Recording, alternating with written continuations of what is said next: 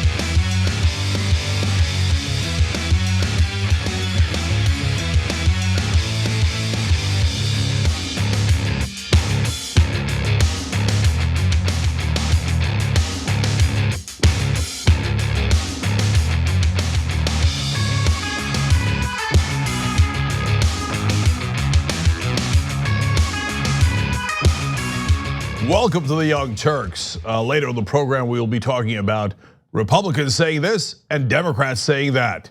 There are great injustices, but we will not care. And mainly, we will ask, how are you going to pay for that? As you can tell, my outfit is mainstream media anchor. Welcome to Halloween. Yay, happy Halloween. Happy Halloween. I didn't try at all. Okay. I do mainstream media anchor every year. All right, that's a little bit of fun. Okay, we do have Halloween stories for you guys tonight. We're gonna start off with a Halloween story. That did not last as long as I expected it to last. So just a production note, we will do one of the impeachment stories in this segment. Yeah, and so look, so whenever I say something's gonna be quick, Anna never believes me. I thought that was gonna be like at least 7 minutes long. No, I told you it was gonna be like 10 to 20 seconds. Anyway, all right, listen guys. Later in the program, in all seriousness, bad numbers for Donald Trump, which of course I celebrate. Not good. Not good. A Democratic senator says he might not vote for Bernie Sanders in a presidential election. Definitely not good.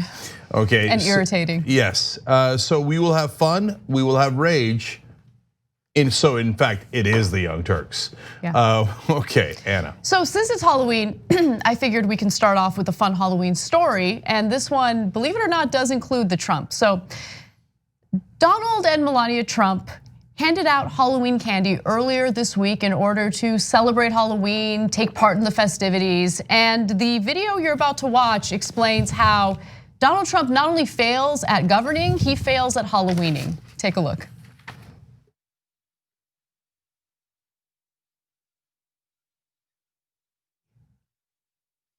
I don't know why he bounced it, and we don't know why Melania thought that was a good idea as well. But why? And then Trump laughs like, but they have bags. Of course they do. You don't put it on top of the kid's head. Has he never handed out Halloween candy before? I mean, was that his way of being playful? Maybe we're being too tough on him. Maybe he wins at Halloween. Okay, so look, he's a weirdo. Okay, he total weirdo.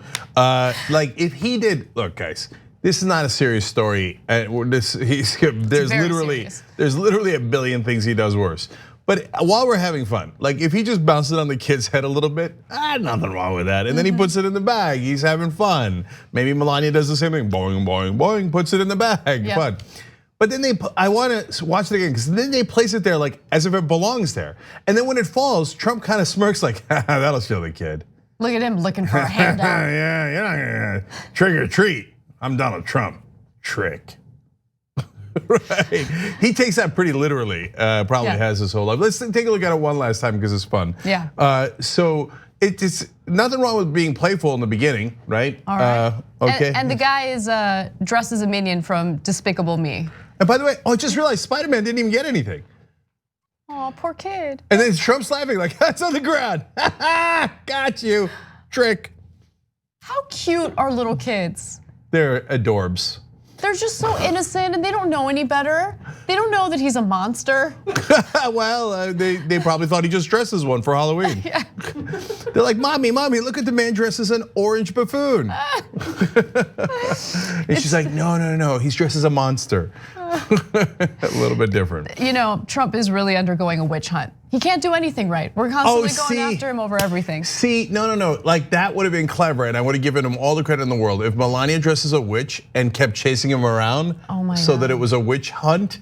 Okay. If he had the ability to laugh at himself, or if he had a sense of humor, yeah. That would be awesome, except he has none of that. Of course! Yeah. Later in the program, we'll talk about how Melania might not be that big a fan of Donald Trump. And in the postgame, speaking of fans, we're gonna talk about how the Washington National fans, after they won, do an awesome job of embarrassing Donald Trump. So good, so postgame is for the members. TYT.com/join to become a member and check out the last half hour of the Young Turks every day. That's just for members. So we have one more video to show you. This one features a little girl who seems to be clever. She's scheming for more candy.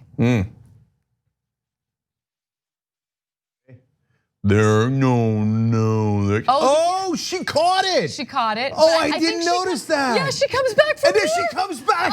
Oh, she's such a sneaky squirrel. Oh, I love it. Oh my God, that's my new favorite person on earth. She's the only one. Like Trump usually scams other people, right? Yeah, and she's like, oh, you want to scam people? Oh yeah. Whoop. And oh hey, how you doing? So good. Okay, she should start a university and a charity. Okay. Let's get to the actual news because some big things did happen today and there are some updates to the impeachment investigation. So, the House officially held a vote to formalize the impeachment process. Now, there are some really important aspects to this, even though I think it was a terrible idea for Nancy Pelosi to cave into what Republicans had been demanding. Now, Republicans, as we all know, were complaining that all of the testimony was done behind closed doors, even though that was perfectly legal, even though that was something that John Boehner fought for and accomplished back in 2015 during the Benghazi investigations. Now they're complaining about process and Nancy Pelosi says, fine, we're gonna hold a formal impeachment vote. This is not the actual impeachment vote, it's just a vote to formalize the process. And the vote did pass. 232 to 196 to approve a resolution that sets out rules for an impeachment process. Now this was split between party lines with 2 Democrats defecting and voting against the impeachment process. Now, practically speaking, the resolution outlines the rights and procedures that will guide the process from here on out, including the public presentation of evidence and how Trump and his legal team will be able to eventually mount a defense. But hold on, here's what really matters, and this is something that I think gets lost in a lot of the reporting. Democrats signaled that despite Republican opposition, they now have enough confidence in the severity of the underlying facts about Trump's dealings with Ukraine to start making their case for impeachment in public. So these hearings will now be held in public. The Trump administration will have an opportunity to defend itself. But I think the fact that Democrats now see this as severe enough to move forward to the next stage of the impeachment process is incredibly important. So I think the Democrats actually gave the president too much here, but let me clarify a couple of things. First of all, Republicans crying all day, all night long about, oh, we don't have enough due process. Like, yeah, I know, you guys were looking to give due process to people in the criminal justice system all these decades, right? Hilarious. But anyway, most importantly here, let's go over the legal rules and what applies in this particular case. This is not a criminal trial. So it is political in its nature. It is, hey, is the president fit for political office or is he not? Depending on whether either committed crimes, or it doesn't even have to be crimes. It could be things that were outrageous, and high crimes and misdemeanors originally did not mean crimes. It meant things that basically deemed him unfit for office because he was taking advantage of his office and using it for personal gain. But in this case, we actually have legal crimes, but this is not a criminal case, it is a political case. So they don't have to follow the legal rules of a criminal case. So due process in that context is totally different, okay? Second of all, there is a trial, again, it's a political trial, but it's not in the House, it's in the Senate. So the House goes to impeach, then the Senate has a trial. So if Donald Trump is gonna get any due process, it should be in the Senate. And so I don't think that he's necessarily accorded any quote unquote due process as you would know it in a criminal case in the House impeachment hearings. So it's apples and oranges and doesn't necessarily apply. And then the Trump administration says, oh my God, we have to have our lawyers in every single thing, and we got to cross-examine witnesses, etc. And the Democrats give it to them. And I don't think they should have. Why? Because are Republicans removed from the process? And my God, this is gonna be so unfair because it's just Democrats? No. The Republicans have been involved in the process from day one.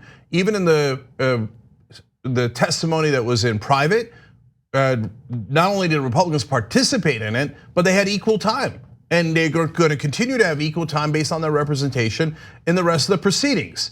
So when you hear them like cry as if they're not part of the process, that's totally not true. They have been part of the process from day one. So Donald Trump has 197 advocates, foaming at the mouth advocates in the House that'll try to shred every witness. So it's not like, oh, poor Donald Trump, will no one defend him? So all of these arguments are total and utter horse crap. Well, here's the thing. These are arguments that were made prior to the House passing this formal impeachment vote. However, the Republicans haven't changed their tune at all. Of course they haven't. I mean, their whole plan is to continue fighting this impeachment investigation tooth and nail. They continue to avoid talking about the substance of this investigation, including the damning testimony that's been given by members of Trump's own administration.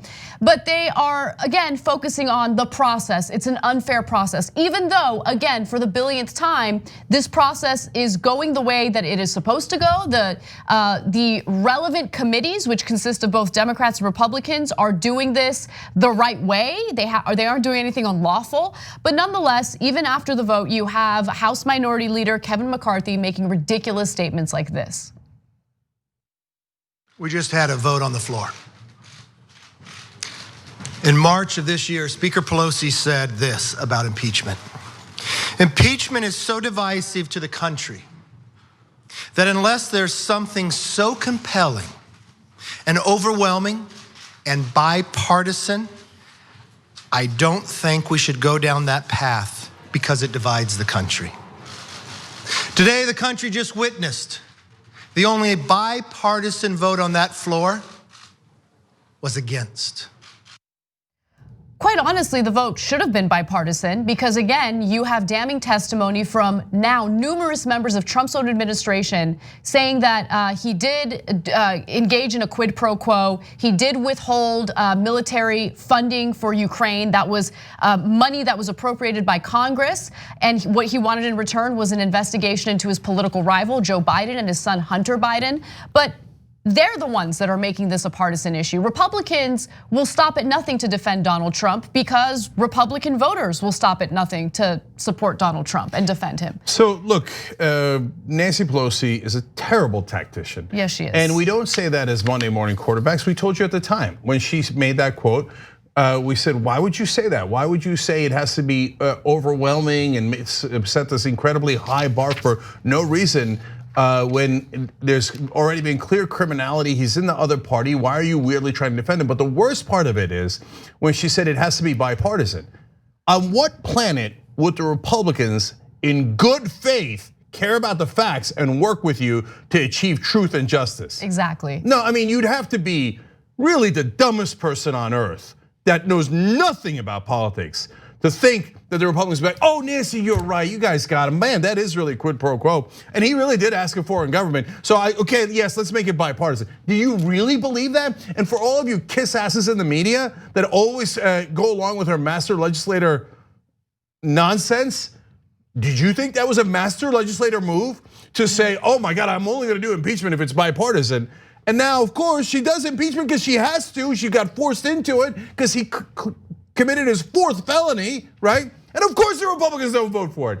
So look, this has been going on for the last 2 decades at least. So when Obama said, oh no, if I win re-election, the fever will break and the Republicans will work with me. Oh, come on. I mean, it was preposterous. You know what the Republicans suckered Obama into doing? They're like, oh, we want to do a grand bargain. So if you promise to cut Social Security, then maybe we'll raise taxes on the rich, and but you have to cut Social Security and Medicare. So Obama, like a sucker, went out publicly and said, yeah, I might cut Social Security. And the Republicans like, idiot, we're not gonna do any of that. We're never gonna raise taxes on the rich. They then used that in political ads against Obama. They said, see, we told you the Democrats want to take away your Social Security.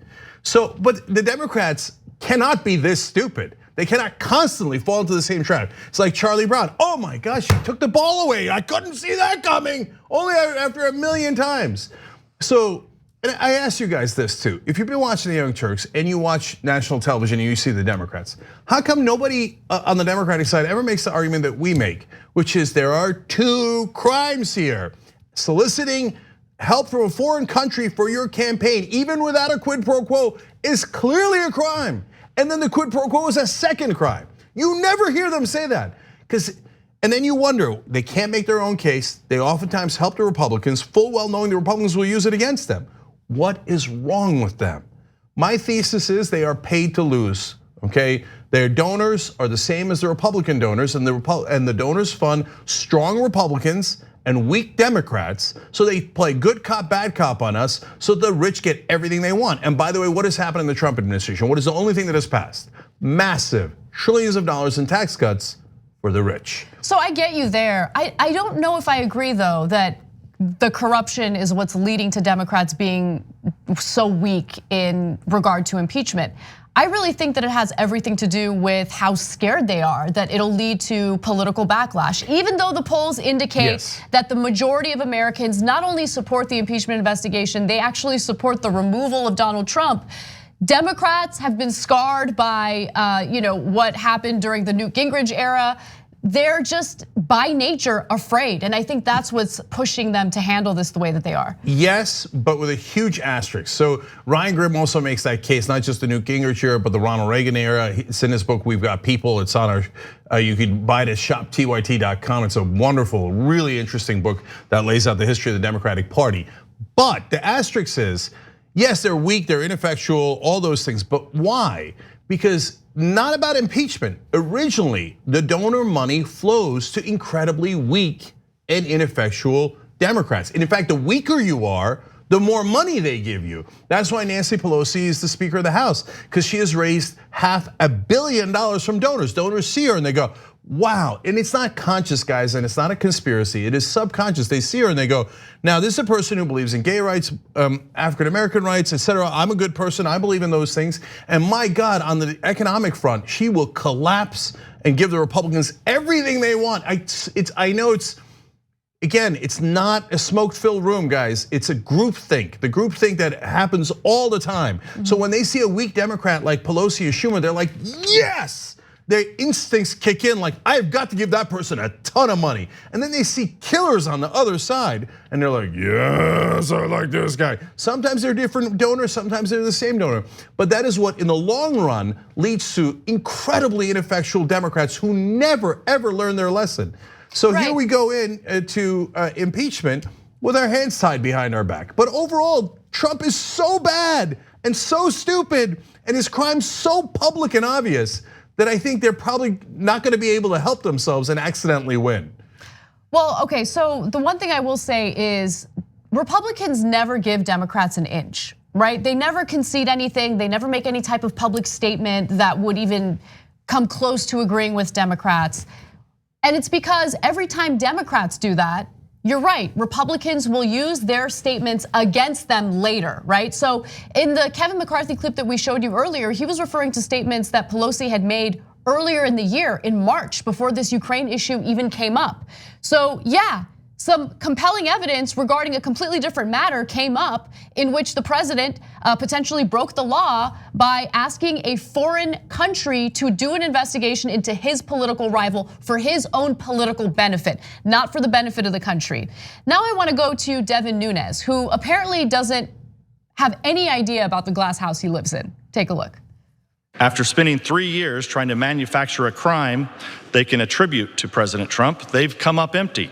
And now they've decided they don't like the way he talks to foreign leaders. But they have no evidence and no argument to support impeachment. All they have is the unconditional cooperation of the media. What we're seeing among Democrats on the Intelligence Committee down in the SCIF right now is like a cult. These are a group of people loyally following their leader as he bounces from one outlandish conspiracy theory to another. And the media are the cult followers, permanently stationed outside the committee spaces, pretending to take everything seriously because they too support the goal of removing the president. Did he just refer to Democrats as a cult loyally following their leader? From one outlandish conspiracy theory to another. No, George Orwell was the most brilliant man that ever lived. I mean, he nailed it. No one's ever been more right than George Orwell in 1984, the book 1984. He said they would turn the truth on its head. They would take things that are real and flip it 100% and then get you to try to believe it. And it works. It works for 30% of the country. They're like, oh yeah, Democrats believe in conspiracy theories. Man, I can't, that pizza parlor filled with child molesters like Tom Hanks. Okay, but the Democrats believe in conspiracy theories. And I love Donald Trump no matter what he does. Can you believe they follow their dear leader like that? Like they really believe it. So USC had this panel on tribalism that I was part of. And one of the experts on that panel, who's actually studied tribalism and the psychology behind it, said something that I think is really important because you could see it being applied by Republicans all the time. If you repeat a lie enough, if you just constantly repeat the same lie over and over again, a certain percentage of people will just start to believe it. And so in one of the statements that Kevin McCarthy gave right after the vote, he said that there has been no compelling evidence from these hearings that have been taking place. Now, anyone paying attention knows that there has been compelling evidence. Again, there have been a number of Donald Trump's administration members coming out and saying, yes, there was quid pro quo. But even without that, yes, he was asking a foreign country to do an investigation into his political opponent for political gain. That by itself, without the quid pro quo, again, is a crime. It's against the law. And so we know what's really going on, but if the Republicans just repeat the same lie over and over again, a certain portion of Americans are just gonna believe it. Yeah, now let's end on a fun note. Did you notice Jim Jordan in the background? He's not the only one that does it, but I've never believed in this old school thing of carrying a handkerchief around, blowing your nose into it, especially on national television, and then putting it back in your pocket. I didn't notice that, and I wish you hadn't told me that. But you know what Jim Jordan said? No, it was Nancy Pelosi who did that. He looked at it too. Took a good look at that nasty napkin. When he came up to speak, he's like, I cannot believe that Democrats carry around handkerchiefs, blow their nose into it on national TV, and then put it back in their pockets. But first, they get a good look at that snot. All right, well, that's an interesting way to end this story, but that's where it's gonna end because we gotta take a break. When we come back, we have some more news, including additional testimony that took place today in the impeachment investigation. It just gets more detailed and more damning for Trump. I gotta say one more thing. You do not wanna miss the Melania Trump, Donald Trump story later, okay? It's, oh my God, when I read it, I was like, no, really? Come on, I thought, yeah, obviously. Really? No, all right, anyway, that's later in the program.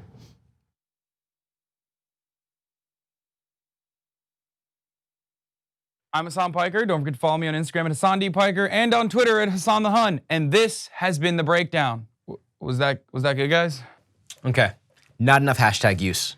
Hashtag abs, hashtag model, hashtag woke bae. Hashtag one black friend. I'm thinking more rings. I got him here. You need more accessories, way more accessories. I don't know where to put it. Come on, throw these on. Woke bae, not sleep bae. More sexy too. When's the last time you posted on Instagram? Too long. Come on, man. No, you need to post at least once an hour. What's the outfit of the day today? Is this what you're going with? This is what I'm gonna go with. No. We need more accessories. We need. This doesn't have anything to do. It doesn't. For your gay audience, man. Yeah, Come the on. gays love you, man.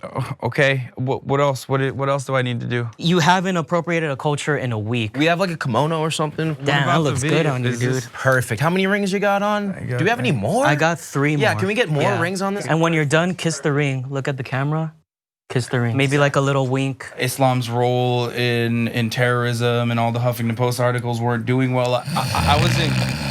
How many likes did our last outfit of the day picture have? Only like 100,000. So I think that's where your focus needs to be. I hear you on all the blah, blah, blah social issue. We need to focus on followers. Kids in Yemen. We don't care if you sleep at night. Dab, dab.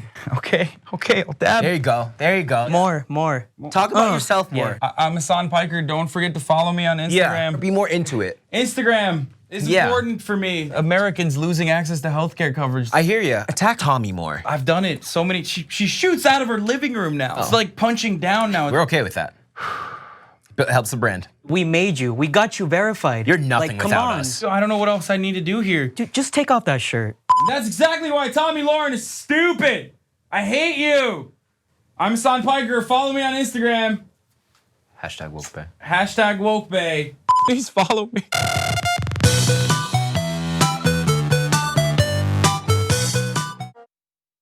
The Monsanto Corporation continues to sell a herbicide called Roundup, but you should know that that herbicide is a potential killer. Recent studies have linked Roundup to significant increases in non-Hodgkin's lymphoma. That's a cancer that can be devastating to you and the people you love. While Roundup continues to cause cancer, Monsanto continues to make huge profits from the sale of Roundup. They will not take it off the market. If you or a loved one are exposed to Roundup at work or home and then developed non-Hodgkin's lymphoma, you may be entitled to financial compensation, and it's important for you to take action now and hold Monsanto accountable.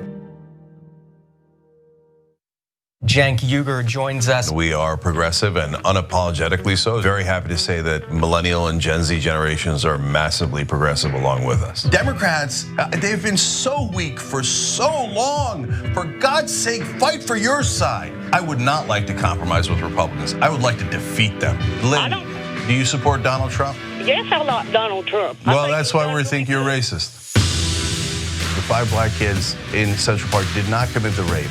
He said, who cares? Keep them in prison anyway. They probably did something.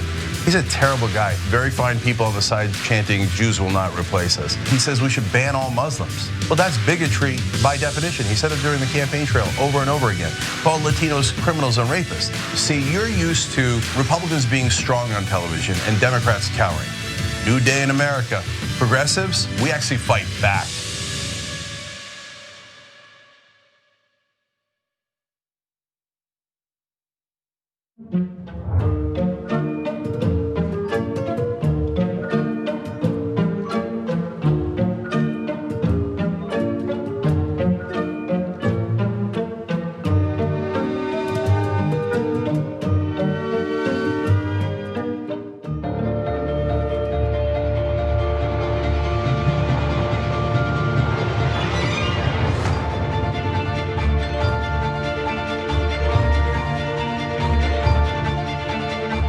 All right, back in the Young Turks. Let's go to members first. Theater Goddess says, to have a convincing mainstream media costume, you need a bad tie. I know, and in previous years, I have actually bothered to put on the tie. But this year, I was like, look, it's the 8th time I'm doing the gag. Let's just move on with our lives. You should just ask John for one. I'm just kidding. John actually dresses really nice. Johnny Tie. Shots fired. But he's the only one who actually wears a tie at work. Yeah, well, bless his heart. Anyway. He's a classy guy. Yeah, agree to disagree. Okay. Wait, I'm sorry. I guess other people do. There was like a moaning sound coming from the control room. All right, anyways, Roberto was singing along the same lines we were. Points for the kid that caught the candy that fell right into her bag. Agreed. Jess wrote in, for what Cenk has shared with us about his daughter, the little girl catching the candy and getting more from Melania seems like something Joy would do. Bingo. Total, exactly what I was thinking. I was like, when that little sneaky squirrel went back for the extra candy after she caught the first one, I was like, that's got Joy Uger written all over it. No, but like, I think what people don't understand is that little girl represents all females, right? Because we're always underestimated, but we're scheming. I don't know that I would say that about all females. We're scheming. Okay. Anyway, thinking maybe, always thinking. Okay. Sure. I mean, potato. Well, that girl was the joy I needed this year but didn't know. I don't know. I ruined those memes. Anyway, let's move on. Jay Hufford with a great point that I'd forgotten. Reminds me of the time Trump signed a kid's hat and then threw it into the crowd instead of giving it back. He did that. It's true. He did that. He's like, okay, yeah, no problem. Son. He's like, what just happened? Okay. Oh my God. And then last one, Nomkin says, didn't Spider-Man, the one who didn't get any candy at all in that video, didn't Spider-Man there have brown skin? Oh, that's true. He did. So there we are. Anyway. Last one. Can you end on a good note? Yeah, I know, that one was a little. Okay, I Am Stock says, you've been hit by, you've been struck by the dumbest criminal. Yes, that was good. That was good. I liked it. We got it, all right. Okay, well, we have some more updates on impeachment, so let's get to that.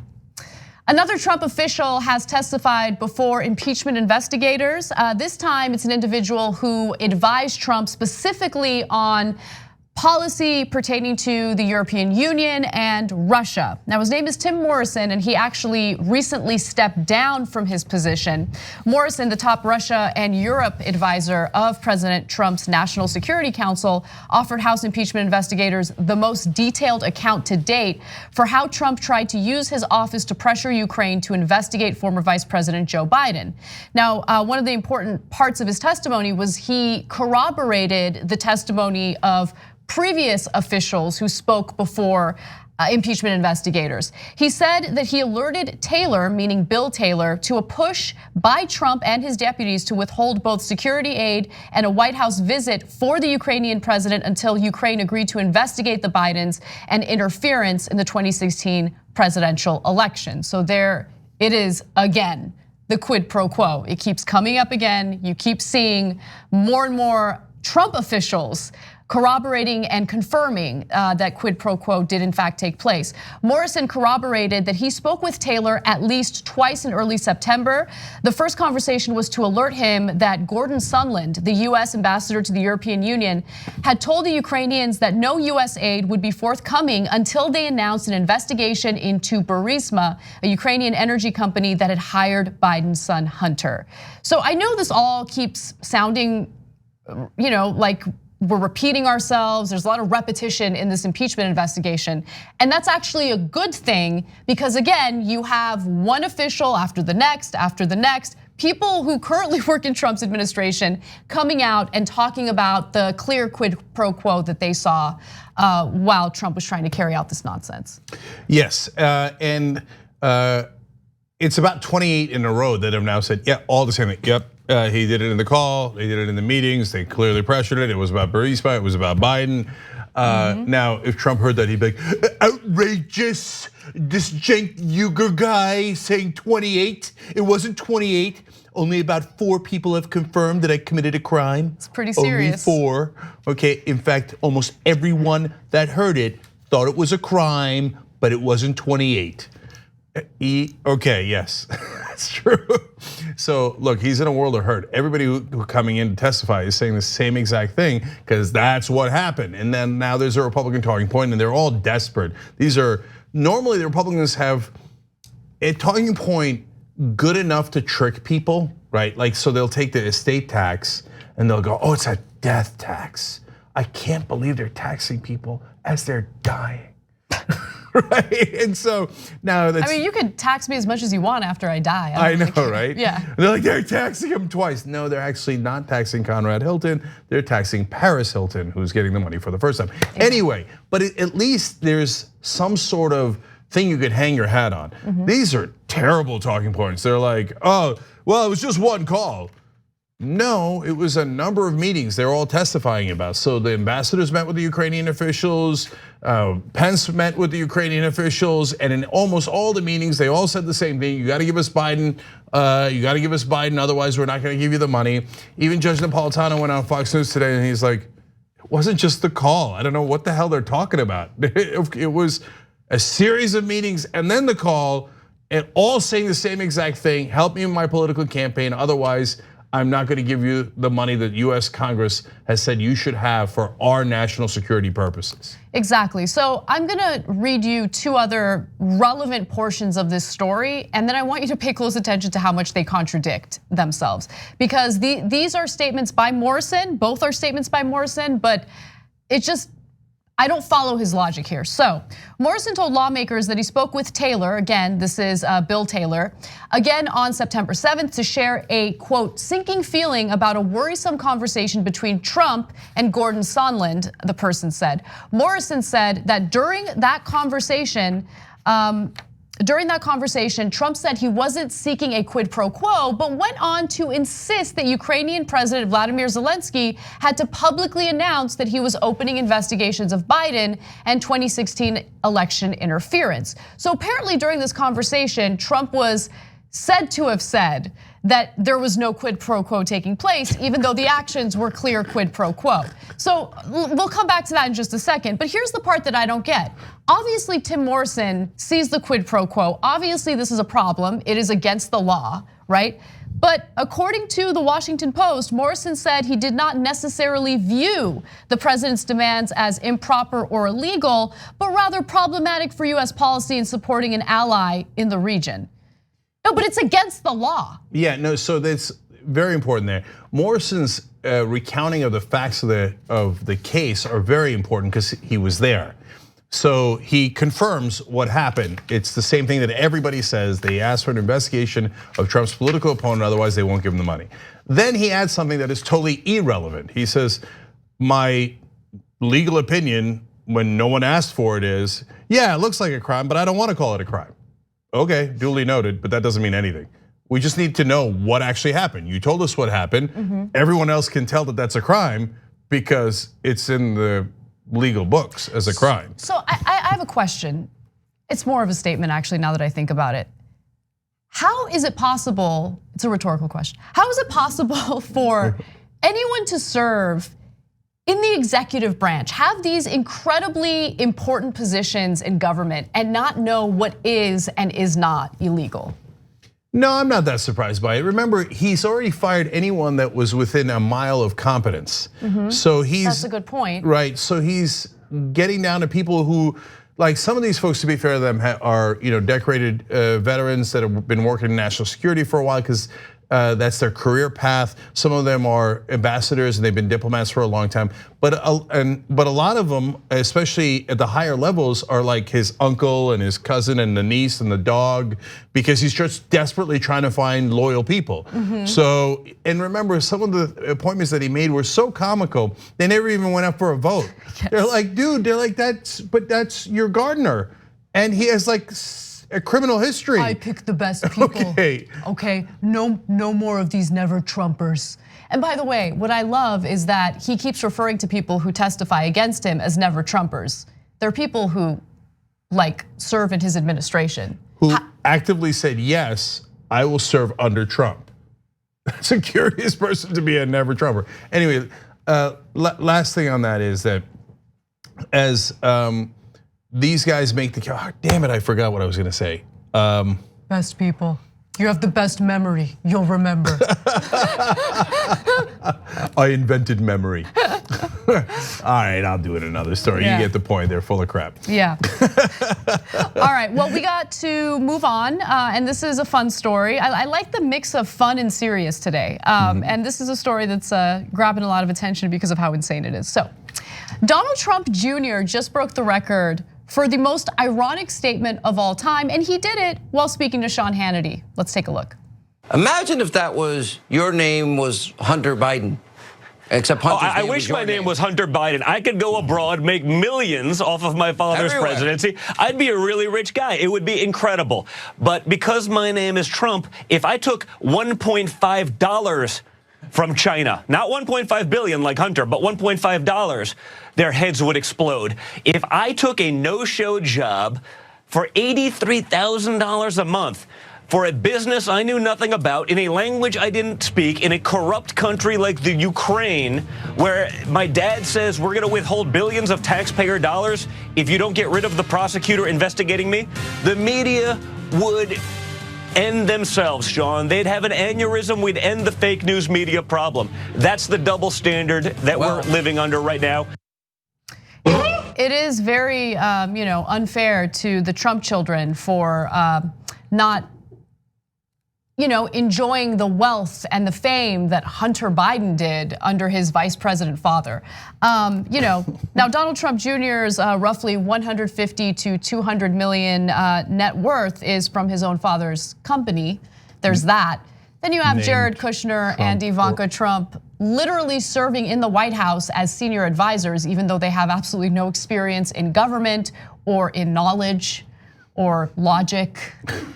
But nonetheless, they're there. But there's a lot more I can get to in just a second. Oh, yeah. I can't, he's taking advantage of his name. That's why I work at Trump Organization. Hey, Don, what's your name? Donald Trump Jr. Where did you get all of your money? From working for my dad? So now Anna's gonna give you details on how he actually literally went abroad to get money, just like he's claiming from Hunter Biden. But I also have to point out that two fun things in that clip. One is, if I took $1.5, who says $1.5? What is that? It's not a thing, right? And then, did you notice they were playing him out? They started like, oh yeah. They're like, get off it, get off it, get off it. Like, this is too dumb even for us. Get off it, get off it, get off it. Some producer at Fox News, he's like, can you imagine if I took advantage of my name like it was like my dad's name? His name is literally his dad's name, right? Yeah. Like, play him out, play him out. He's on. Cue the orchestra. Why does he think he's on television? Like, does he think he's on television because of like the riveting conversations that he engages in? Is he on television because he's good looking? Is he on television because he's entertaining? Well, sometimes. I mean, it's sometimes very fun to watch a train wreck. But nonetheless, like, does he think for a second anyone would give him a moment of airtime if he were Joe Schmo? No, he's Donald Trump Jr. That's literally his name, and he has profited off of that quite a bit. Trump Jr. and his younger brother Eric Trump both run the Trump Organization. They hold the titles Executive Vice President of Development and Acquisitions, and frequently travel abroad to set up branding deals so hotel, resort, and condominium buildings can use the Trump name for marketing purposes. So they literally profit off the Trump name. That's the whole point of the business. Also, additionally, the Trump Organization builds its own properties overseas. Oh, that's interesting, including a $1 billion deal in 2018 for an expansion of Trump luxury apartment complexes in India. So like, the Trump family is raking it in while Trump is president, and they don't care. They live in that glass house and they're like, stones everywhere. We're gonna throw them. We're gonna throw those damn stones. It's incredible to me. Okay, I'd like to note for the record that nobody throws a stone like this. I don't know, I don't go around throwing stones. I know about my glass house. Okay, I'd also like to note that $1 billion that they made in India, or the deal that was worth $1 billion, is slightly more than $1.5. And guys, if you're wondering why we keep emphasizing they're making money off the name of Trump, is because Trump is maniacally bad at business. So no one ever loans him money to actually build anything anymore. He's gone bankrupt 6 times. And so, but what they do is they think it's good for marketing. So they pay him for the name Trump on a building that they build, right? And that they manage and maintain. So there's literally never been anything more ironic than Donald Trump Jr. saying, can you imagine profiting off your name or off your dad's name? It's exactly what he does for a living, exactly. But we're not even done yet. I mean, as you guys all know, JR puts together the best compilation videos. The best. And we have an example of that right now. The Chinese government has given a preliminary green light to Ivanka Trump's company for 5 more trademarks. Online records show the Chinese government awarded Ivanka Trump's brand 7 new trademarks. Ivanka Trump struggles selling her wares in the U.S. Overseas, China has approved 13 trademarks for the first daughter. The news comes just days after President Trump told Congress the administration had reached a deal with China to revive telecom giant ZTE. Critics say the timing of the move and the trademarks raise questions about potential ethical violations. 7 days prior to President Trump coming out and saying that he was going to allow telecommunications company ZTE do business in the U.S., the Chinese government awarded Ivanka Trump 7 new trademarks to cash in on her name, Ivanka Trump. Meanwhile, Trump is locked in negotiations with China over saving cell phone maker ZTE from financial ruin. The applications for all of them were filed in 2016 and 2017. Foreign governments believe that if they do favors for the president's children that serve the president's business interests outside of the government, that it'll serve their foreign interests. And this is a pattern that we've seen time and time again. So Donald Trump over and over again has used the office of the president to enrich himself, to enrich his family, to make foreign policy decisions based on their own self-interest. And that alone would have been enough for an impeachment investigation, but they never touch him. And I'm talking about Democrats. They never touch him when it comes to those types of financial crimes. You know, it is interesting that the thing that really did persuade Pelosi to act was when Trump went after his political rival, an establishment Democrat, Joe Biden. 100%. It's amazing. Yeah, and Donald Trump assumes corruption in regards to Biden and his son because he's doing projection. He's like, well, I would and do corruption on behalf of my kids all the time, so I assume Biden did it as well, and that's partly what led to this. But let's end on further fun, because of course Twitter went nuts over Don Jr. saying that stuff, and he said that oh man, I'd like to be Hunter Biden. So a lot of people filled in the blank of why. One person said, because your dad actually would care about you then, right? And then another one said, because then you'd have a chin. I know, I saw that.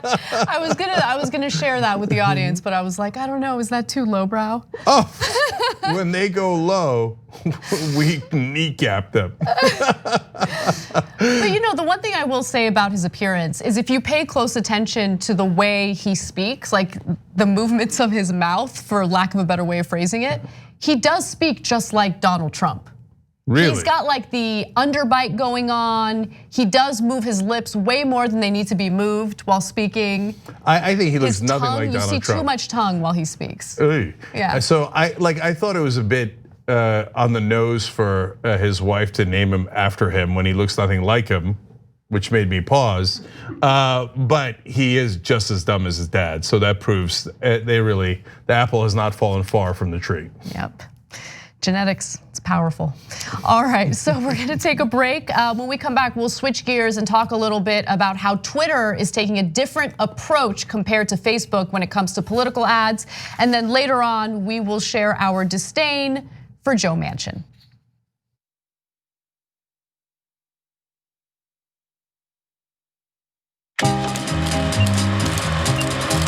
We're gonna do a little thing we like to call Weekly World News. Weekly World News. I cull stories from around the globe, stories that aren't covered on the main show or aren't covered enough, and I turn it into a 5-question quiz for Dave and Steve. All right, do we have our answers? A from Dave and C from Steve. And the correct answer is B, an oil tanker that sank off the coast of China. Okay, we have one answer of B and one answer of C. What is the correct answer? It is, of course, A, an airplane wing walking stunt gone wrong. Okay, we have an answer of A from Dave and C from Steve. The correct answer is B. We have an answer of B and C. What is the correct answer in true Weekly World News tradition? It's A. Come on. Taking the bear out for ice cream. That can't possibly be true. We're terrible today. Just terrible. I often think about the terror that my grandmother was under until she was 8 or 9 years old, and how horrific that experience must have been in this state of discomfort for the benefit of other people. People will still treat you like you're the problem. That's what we mean when we say living well black. We're just trying to live our best life. We're trying to be the best that we can be. And we're frustrated and tired of people treating us like we're criminals. The Monsanto Corporation continues to sell an herbicide called Roundup. You should know that recent studies have linked this commercial herbicide to a significant increase in non-Hodgkin's lymphoma. A diagnosis of this type of cancer can be devastating to you and your family, while Monsanto continues to profit from these sales. If you or a loved one were exposed to Roundup at work or at home and then developed non-Hodgkin's lymphoma, you might be entitled to financial compensation, and you have a right to take action now. You're about to watch some behind the scenes footage of the Young Turks. Ooh. Now these are partial videos. If you want to get all of them, you become a member, go to tyt.com/join, and you'll get all the behind the scenes of me, Anna, John, JR, a little bit reality show like, tyt.com/join, and enjoy this. You know what you're seeing behind me? Jersey, hold. Watch me flip this camera. However I flip it. Do I flip it like this? No, I just took a picture. I'm bitsing right now. What? Behind the scenes. Oh, okay. Okay. For members? I don't have my face on. She doesn't have her face on, folks. Oh, that's JR's ass right there. You can't take 5 minutes off, can you? No, I can't, Johnny Pie. I said it was live stream, but I was lying. It's not a live stream. It's just for members. Bitsy, this is my cat. You know what his name is? Kiki Cat. Animals are innocent. Control room and the insanity is obviously there. Right now, as you can see, I'm directing or tech directing. I'm so happy to be here. This is what like a Labor Day beard looks like for Jank. Man, you're a Young Turks viewer if you recognize me like this. Oh, thank you. You are the one person in my life I would love to meet. What's going on, guys? This is a Bitsy or a BTS or behind the scenes with Hassan Piker, aka Woke Bay. Oh, hi, I didn't see you there. I have finished my show, The Damage Report, and now I get into a really awkward time of the day. When I'm sitting, the control room is right there. So I can see Bart. This is the Pittsburgh office, by the way. Referred to often as the boiler room. You see how it's ripped? Is it super unprofessional to wear that at a business meeting? Or am I like cool, rebel? I just finished doing the power panel and I'm fired up. What do you do for TYT?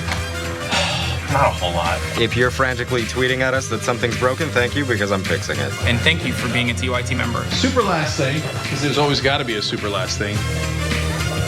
Oh, that was disastrous. This has been behind the scenes, behind the scenes.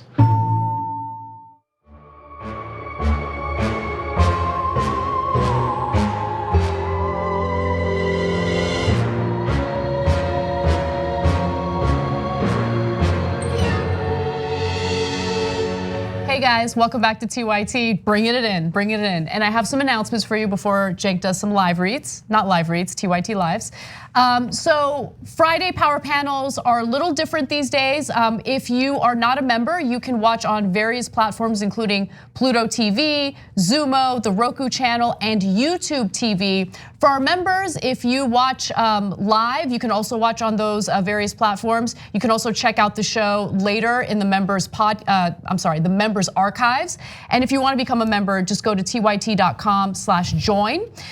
But for TYT members, you can also watch at tyt.com/live. For everyone else, again, there's Pluto TV, Zumo, the Roku channel, and YouTube TV. Shop TYT is having a sale, which is awesome because it's Halloween. So if you go to shoptyt.com today, you get 15% off long sleeves and hoodies for a limited time. All you need to do is use the promo code SPOOKY15 at checkout. And then Happy Half Hour is going to air a new episode tomorrow. Our very own JR Jackson is gonna be on Brett's show, Happy Half Hour. And you can check it out tomorrow at 7 p.m. Pacific time. Don't miss it. For our members, of course, you can check it out whenever you want. And then finally, the TYT Revolution Rally is coming to Atlanta, Georgia. So the debates are gonna happen in Atlanta, Georgia as well. But on November 20th, the TYT rally will take place. Just go to tyt.com/rally for more information. And Mayor Ted Terry is going to join us, and he's running for Georgia Senate seat, and he's a really strong progressive. So check that out as well. All right, so I'll go in reverse order here. Joy on Twitter, Joya Januszewski writes in, Cenk, is there a way to sign up for a TYT family plan where I can pay a little extra to have people use my login to watch all the content? If not, will it be something that can be done in the future? That does not exist yet, but I love that you're suggesting it. I'll talk to the product guys about it and see what we can do. So meanwhile, obviously, tyt.com/join for any new account. Tim Joyce says, did anyone else notice that Don Jr. just admitted he's not a really rich guy? 6 bankruptcies might not leave much. That's right. I mean, what happened? I thought you guys had $10 billion. Now you're like, oh, I wish I was Hunter Biden making $83,000 a year. What? Yeah, I'd be curious to see what their worth is after Trump's gone, because they've been raking it in while Trump's president. Yeah, I'd be curious to see all their finances. Anyway, Seth says, Trump Jr. is part of the derp state. Come on, that's funny, Seth. Nice job, Seth. How did we not think of that before? I know, maybe we should make some shirts. All right, speaking of shirts, get Seth a shirt. I forget how to do it. I hesitate every time. But good tweets, good comments. Every once in a while, I'll get you the most random shirt. Go on shoptyt.com, Seth, and find the one you like, and somehow we'll get it to you. Anyways, all right, let's keep going.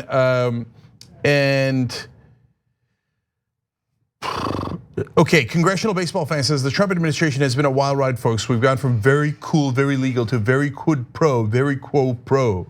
Okay, and that's the reason I read that to you, because it reminded me what I was gonna say. Trump thinks if you don't actually use the words quid pro quo, it's not a crime. Right. Like, he's so unbelievable. Like, okay, now I don't want you to do an armed robbery. I want you to go into a bank with a gun, put it to their head, take all the money out that isn't yours and walk out. But it is not an armed robbery. Perfect call. Okay, he really, God, okay.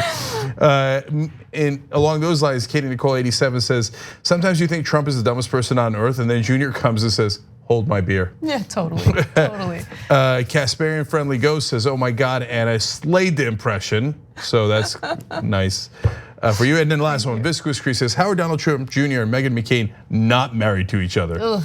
Nobody complains about the privilege they themselves enjoy more than the conservative trust fund snobs. It's so true, it's so true. Great point, Viscous. Yeah.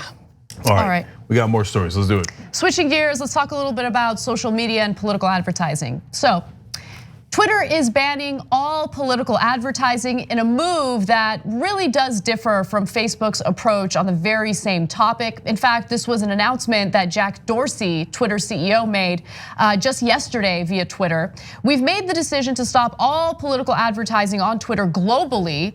A political message earns reach when people decide to follow an account or retweet. Paying for reach removes that decision, forcing highly optimized and targeted political messages on people. We believe this decision should not be compromised by money. Now, what I particularly enjoyed about Dorsey's statement was the not so subtle jab toward Facebook's decision to allow for disinformation in political ads. They will not be censoring or taking down political ads that straight up lie about opponents. So here's what Dorsey says about that.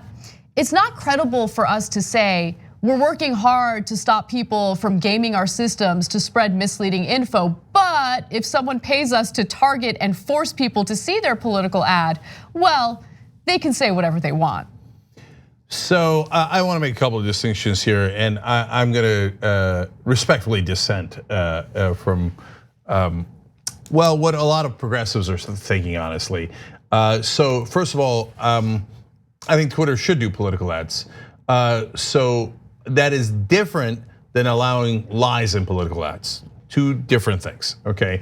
So why should Twitter allow political ads? Because a lot of the upstart candidates, including a lot of progressive candidates, they don't have money for TV ads, and nor are TV ads that effective. That is the tool that the corporate Democrats use because they have a ton of money from their corporate friends and their big donors. So the clean candidates have less money and they need social media to run those ads. No. So I think Facebook and Twitter should have political ads, but I get obviously that you could do some degree of fact checking on those. No, so okay, let me make a distinction because I was curious about how this was gonna work. So this is all about ad buys, right? So on Twitter, you can do ad buys like do ad buys on Facebook. Now in this case, if you have put together a political ad and you just share it on the platform, you don't do an ad buy, you're still able to do that. There's nothing stopping you from doing that. I know, but advertising is how you get it to more people. Sure, and that's true. It's much more cost effective online than it is on television or radio or traditional media. I mean, if you do it in a newspaper, you might as well burn your money.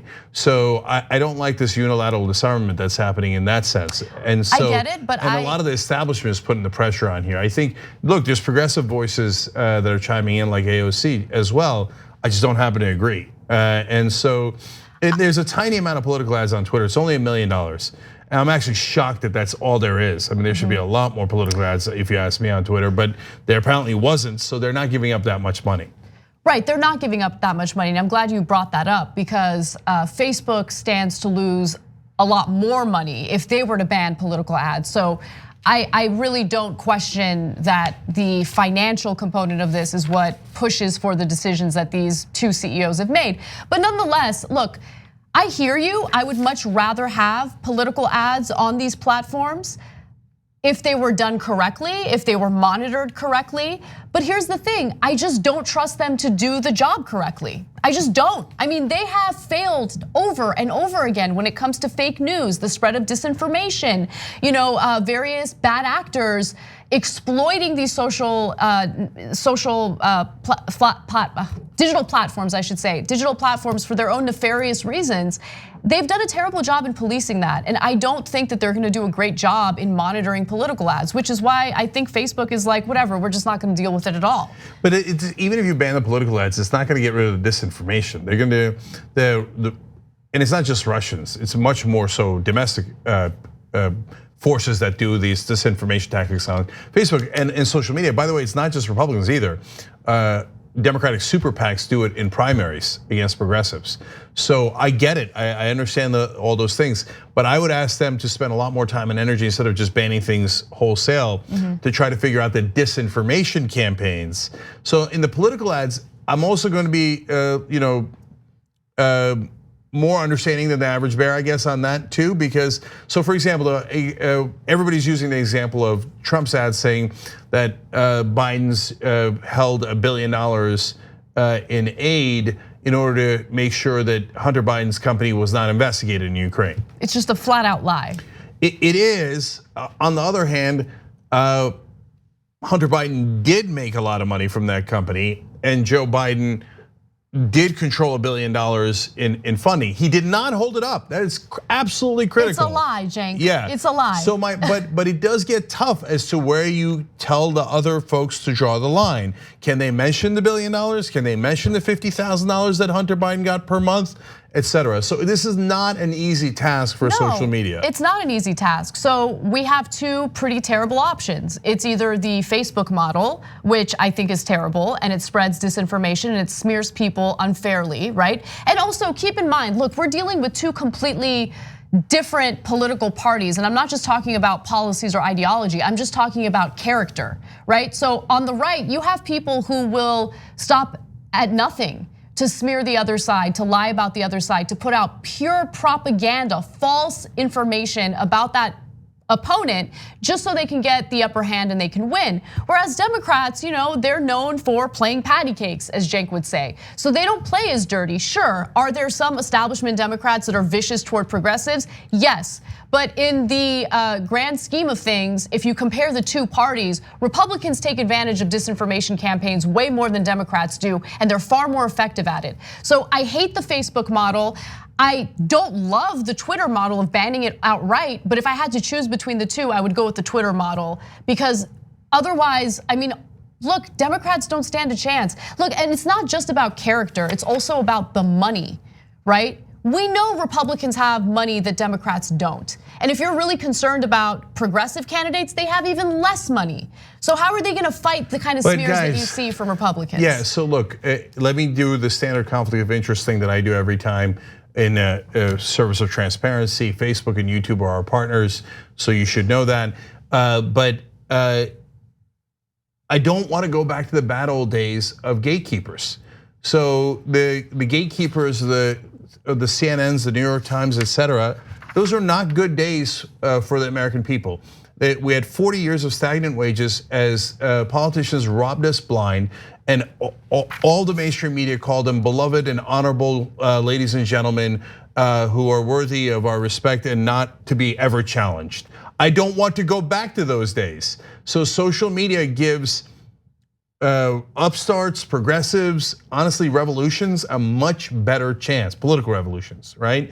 And so there's an effort by the Hillary Clintons of the world to go, oh, I hate that. I just want to be lazy and control the MSNBC. It's so easy to control. I just yell at them every once in a while, right?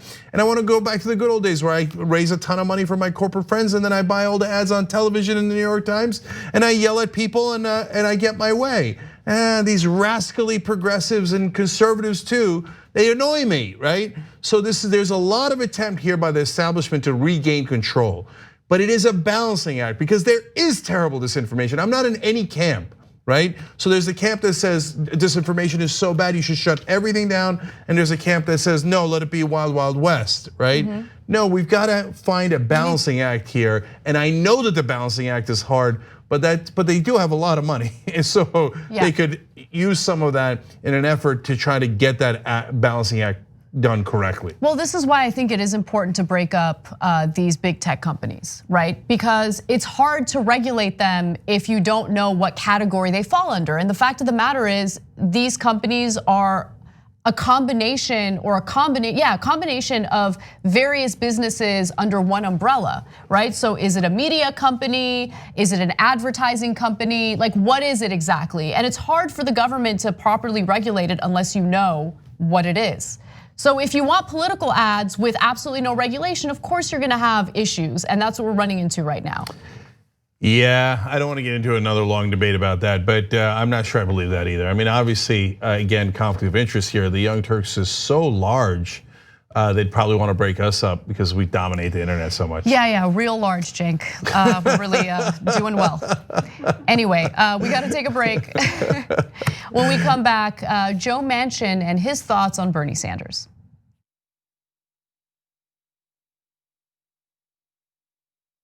Welcome to the Damage Report. I'm John Idarola. This is gonna be a big one.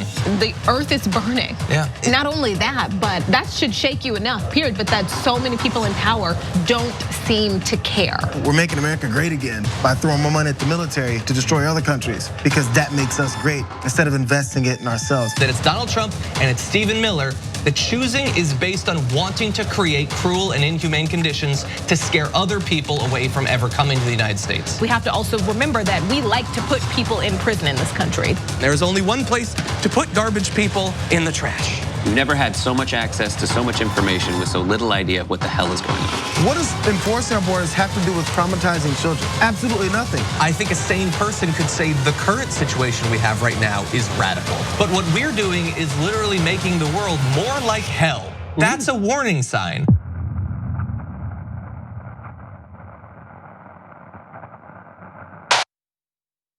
All right, we got a graphic incoming. Putting up 3, 2, 1. All right, video next. And next video. And power panel. And dropping it.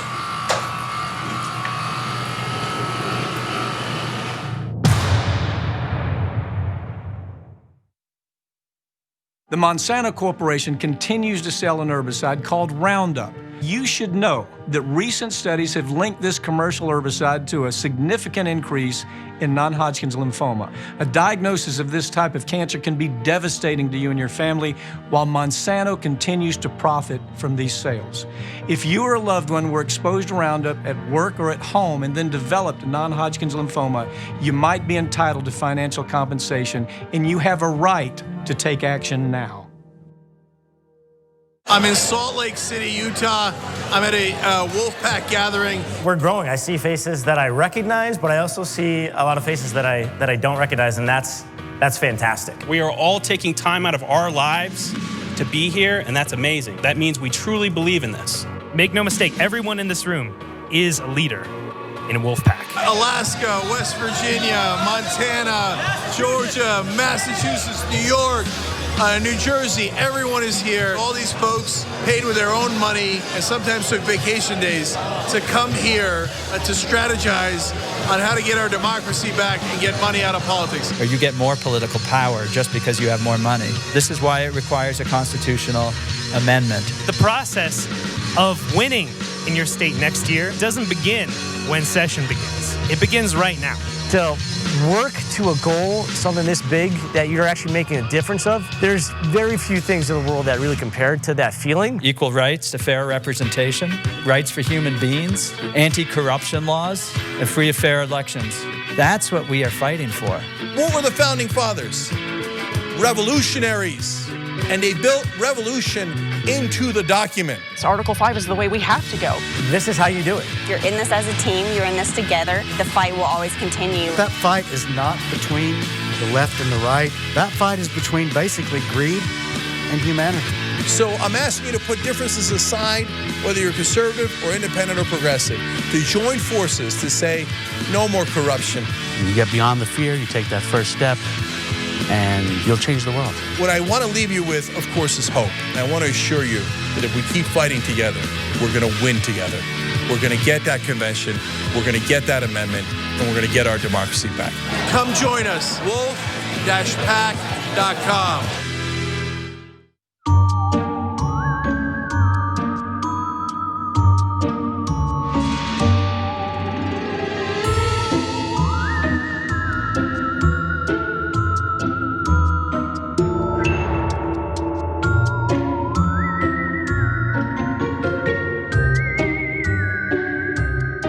All right, back on TYT.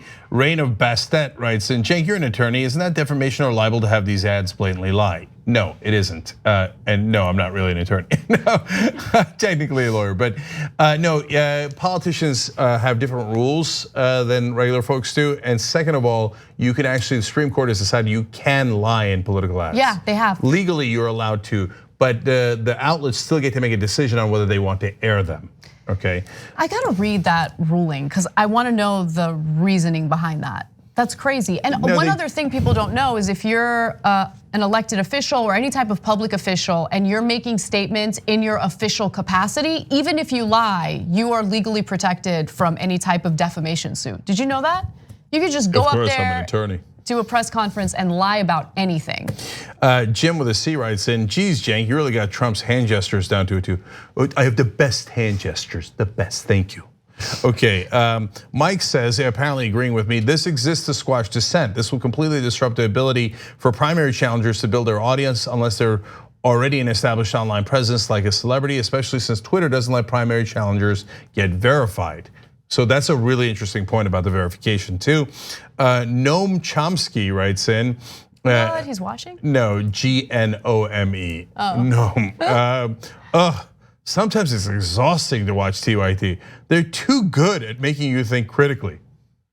Why, thank you, Noam. We appreciate that.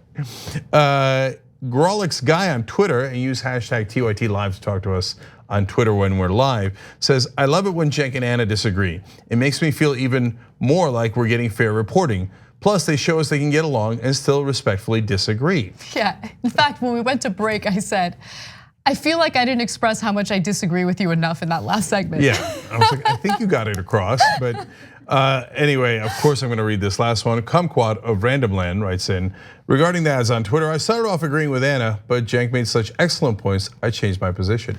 Wrong, okay, banned. Mic drop, double mic drop. Fake news. Kumquat, you're my kind of guy. No, but here's the thing. The last, not that tweet, but the tweet before that, or maybe it was the tweet, but the thing about censoring dissent and how primary challengers, get squashed and all that. Like you're persuading me, like you're more persuasive than the stuff that Cenk brought up. So I'll rethink it, I really will. It's the same point I made, but I'm not gonna give Cenk credit, okay? You make the best points, him, wrong. Okay, anyway, let's go. All right.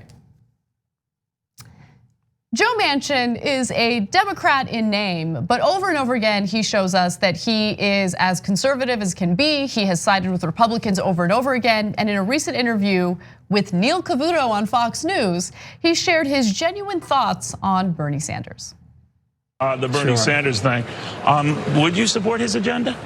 Absolutely not. And Bernie and I have had many conversations. I think that Bernie brings a lot to the table, makes you think a little bit, kind of gets the blood going and stirring and everything, but it's not practical where I come from. Bernie keeps saying Medicare for all. I said, Bernie, we can't even pay for Medicare for some. I says, right now the trust fund's going to go broken by 2026, and these are people that paid into it and earned it. Now you want to expand it. What happens? So it doesn't make sense at all. What if he were your nominee for president and it's him versus Donald Trump? Who do you vote for? Well, it wouldn't be Bernie. All right, so it would be the president, unless you leave it blank. Wouldn't be Bernie. Would it be Donald Trump? Let's just say I'm going to make decisions based on what's best for my country and my state. So, a Medicare for all, I mean, we can't even pay for Medicare for some. No one reads the bill. No one reads the bill. No one reads the bill. No one reads the bill. It makes me crazy, right? Yeah. So it's not, oh, we're gonna take the system as it is today and just expand it without changing anything else. It is titled Medicare for all. It is not the same program. It expands Medicare for all. It fully funds Medicare for all by raising taxes on people that I'm sure, pad your pockets in campaign donations. So that's why you say you're against it.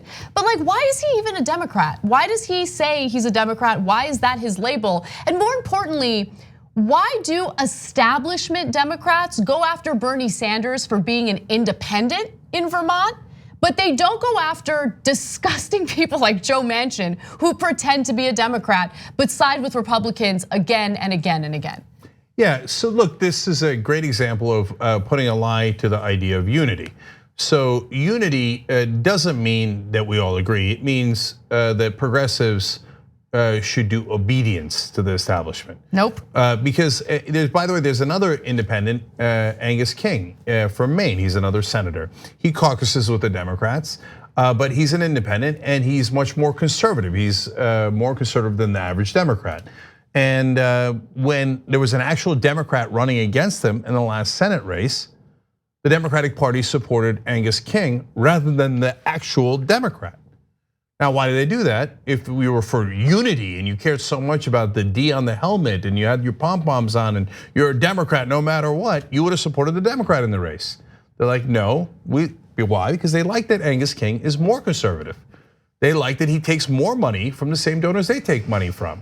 So Joe Manchin, I don't know if he read the bill or not. It doesn't matter. If he did read the bill, he would be more against it. He's like, well, this would hurt my donors a lot and it would just help the American people. And I'm definitely not in favor of that. No way it's gonna be Bernie, because Joe Manchin will not vote with the voters under penalty of law. And notice his framing. The way that he frames his objection to Medicare for all makes it appear as though the voters in his state are against Medicare for all, or they wouldn't be in favor of it, they don't think it's practical. Oh, really? So you're telling me the good people of West Virginia would not want to be fully covered healthcare wise? That would include dental, it would include optical, it would include everything they could possibly need. You're telling me that your voters would be against that. No, it's a lie, it's a lie. When he's saying that, you're right, Cenk, he's specifically referring to the donors, not the actual voters. Sure, I can prove more of that, right?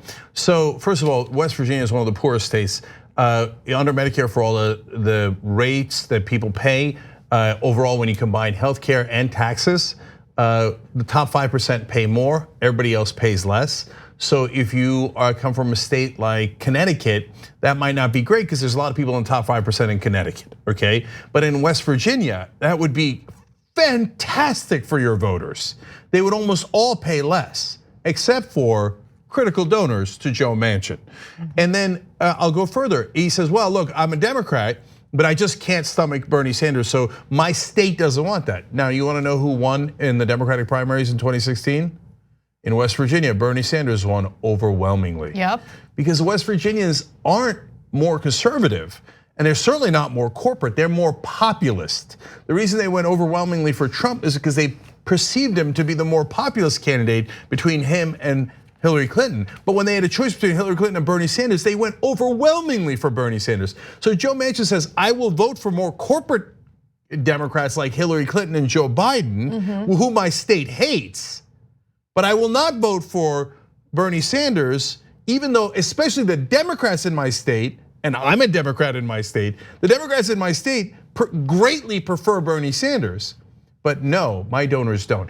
But he's never challenged on that because there's a blockade on cable about talking about donors and talking about their corruption. You're right, so yeah. That they never mentioned the real reason he's against Bernie Sanders. Now, since we were discussing unity, I do think it's important to juxtapose the way that Manchin talked about Bernie in an interview that Bernie had in regard to Joe Manchin. So earlier, CNBC interviewed Bernie Sanders and asked, well, how are you gonna accomplish things with people like Joe Manchin? And here's what Bernie had to say. Even if you have a successful election and you get elected, even if it's successful to the point that Democrats win a small majority in the Senate, is Joe Manchin gonna vote for your program? Yeah. Is John Tester gonna vote Damn for your right program? they will. You know why? And they're friends of mine. Yeah. Because we're gonna go to West Virginia, which is maybe the poorest state, well, one of the poorest states in this country. Look, what happens right now, your average politician sits around and he or she thinks, they say, let's see, if I do this, I'm gonna have the big money interest putting 30-second ads against me. So I better not do it. But now they're gonna have to think, if I don't support an agenda that works for working people, I'm gonna have President Sanders come into my state and rally working class people. You know what? At the end of the day, the 1% is very powerful. No denying that. The 99%, when they're organized and prepared to stand up and fight, they are far more powerful. So, Anna, sorry, there was another interview that Bernie Sanders said that in. The interview I did months ago, it was the first time he said, I challenged him on it. I said, how are you gonna get Joe Manchin to vote for your bills? Because he's not gonna vote for him. And it turns out, of course, I was right. I partly know that because I also interviewed Joe Manchin a while back, and he has no interest in any progressive priorities. And so, and when challenged on that, Bernie said, I'll go do rallies in West Virginia. And so now he's been saying that in interviews ever since. Obviously, Joe Manchin's not happy about that because corporate Democrats are used to being really comfortable and cushy in their club and never ever challenged by anyone, not by the media, not by other Democrats. And actually the Republicans go softest on them because they're like, oh, you're gonna help me with my votes? Yeah, go ahead, Joe, yeah. And then they'll turn around and go, see, even Joe Manchin agrees with us. Oh, we're so bipartisan here, right? So he's a very useful tool for the Republicans. Yep. So now when Bernie says, yeah, if I'm president, I'm gonna challenge Joe Manchin, he's like, oh, my beloved power. No, this is unacceptable. I will not vote for Bernie under any circumstance. So when you hear Democratic leadership and establishment talking about unity, understand that it is 100% a lie. We just showed it to you and we just proved it to you. There's Joe Manchin saying, I will not vote for the Democratic nominee for president, and not one peep out of Democratic leadership. They think that is a perfectly fine thing to say. But if you dare say as a progressive that you might not vote for a corporate Democrat who's the nominee, they're like, how dare you? You cost the election. Has one Democrat in the country so far said Joe Manchin would cost us the election? No, of course not. Not that I've seen. So, but the viciousness toward Bernie continues. They're 100%. relentless. Yeah.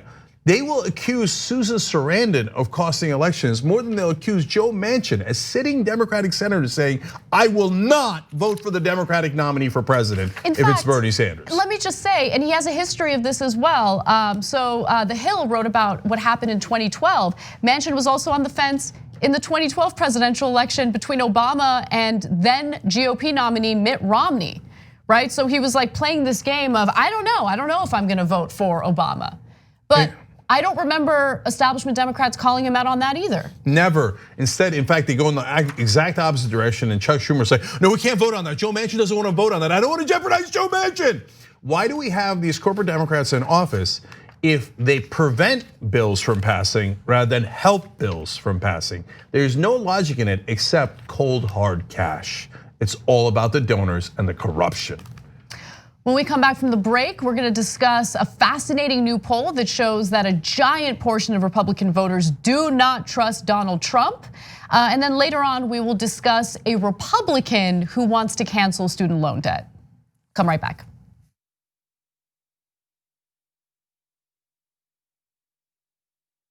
Trump has already launched Trump TV. In fact, they recently did a weather report. So why don't we go to the Trump Weather Channel and see what they have to say about this story.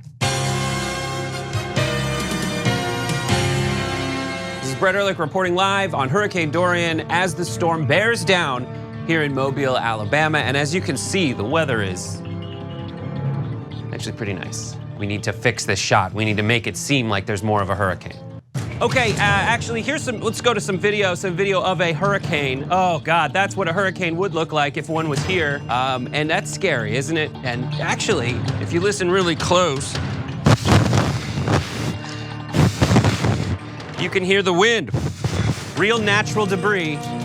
And I'm not even sure how the people here in Mobile will cope with the cleanup afterwards. So we're just really waiting we gotta get out of the shot. We gotta get out of the shot with bated breath to see what will happen. And ow, okay, all right, okay, back to you guys, back to you in the studio. All right. Mr. President, I can't fake rain. What do you mean use a Sharpie? As you can see, the rain is coming down in buckets. The rain's coming down all over the place, and there is no quarter. There is no quarter, no place to hide. I quit. I just quit. The Monsanto Corporation continues to sell an herbicide called Roundup. You should know that recent studies have linked this commercial herbicide to a significant increase in non-Hodgkin's lymphoma. A diagnosis of this type of cancer can be devastating to you and your family, while Monsanto continues to profit from these sales. If you or a loved one were exposed to Roundup at work or at home and then developed non-Hodgkin's lymphoma, you might be entitled to financial compensation, and you have a right to take action now. Welcome back, everyone, to another episode of The Damage Report, another week of the news. I am John Idarola, and we've got a doozy of a show for you. My God, is DC up its own ass today. We have put someone into power in our country who is so crazy, they have finally out-crazied North Korea. The US is the only country in the world that isn't part of the Paris Climate Accord. Yesterday, Donald Trump did exactly what he told us. He pulled the US out of the Iran nuclear accords. People call the police on black people. People are fearful of black humans. There is no more to the story than racism. I was gonna say we've been dealing with the issue of lead poisoning in this country, but that would imply that we're really doing something. We have an issue with lead poisoning and it continues. So 60 people are now dead. Some of them grandmothers, many of them children. The silence of politicians on both sides of the aisle. Just about only Bernie Sanders, maybe Tulsi Gabbard, and a few others have actually been critical of what happened there. And the rest are cowards hiding behind silence, refusing to admit what happened yesterday. We have to be able to accept that we do things wrong in this country. You can fix and change things, make things even. What's great about our country, and this is a great example of it, is everybody's pissed off. This is The Damage Report, and it's all about the threats facing us each day. When something's relevant, and it's hot, and it's in the news, you're not supposed to talk about it. Can we start talking about it now?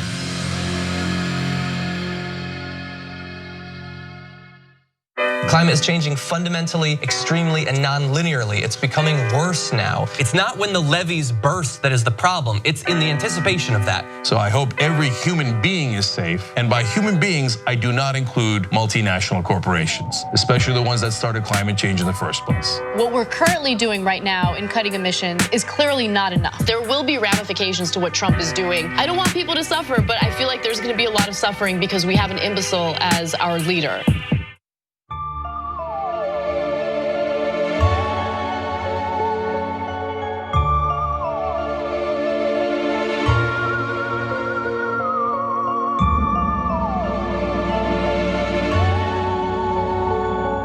All right, back on the Young Turks on Halloween. A guy writes in, when Cenk asks, you mean Jenks. When Jenks asked why he mentions a Dem, he said because his grandpa was a Democrat. That's from the interview that I did with him. It's an interesting reason why.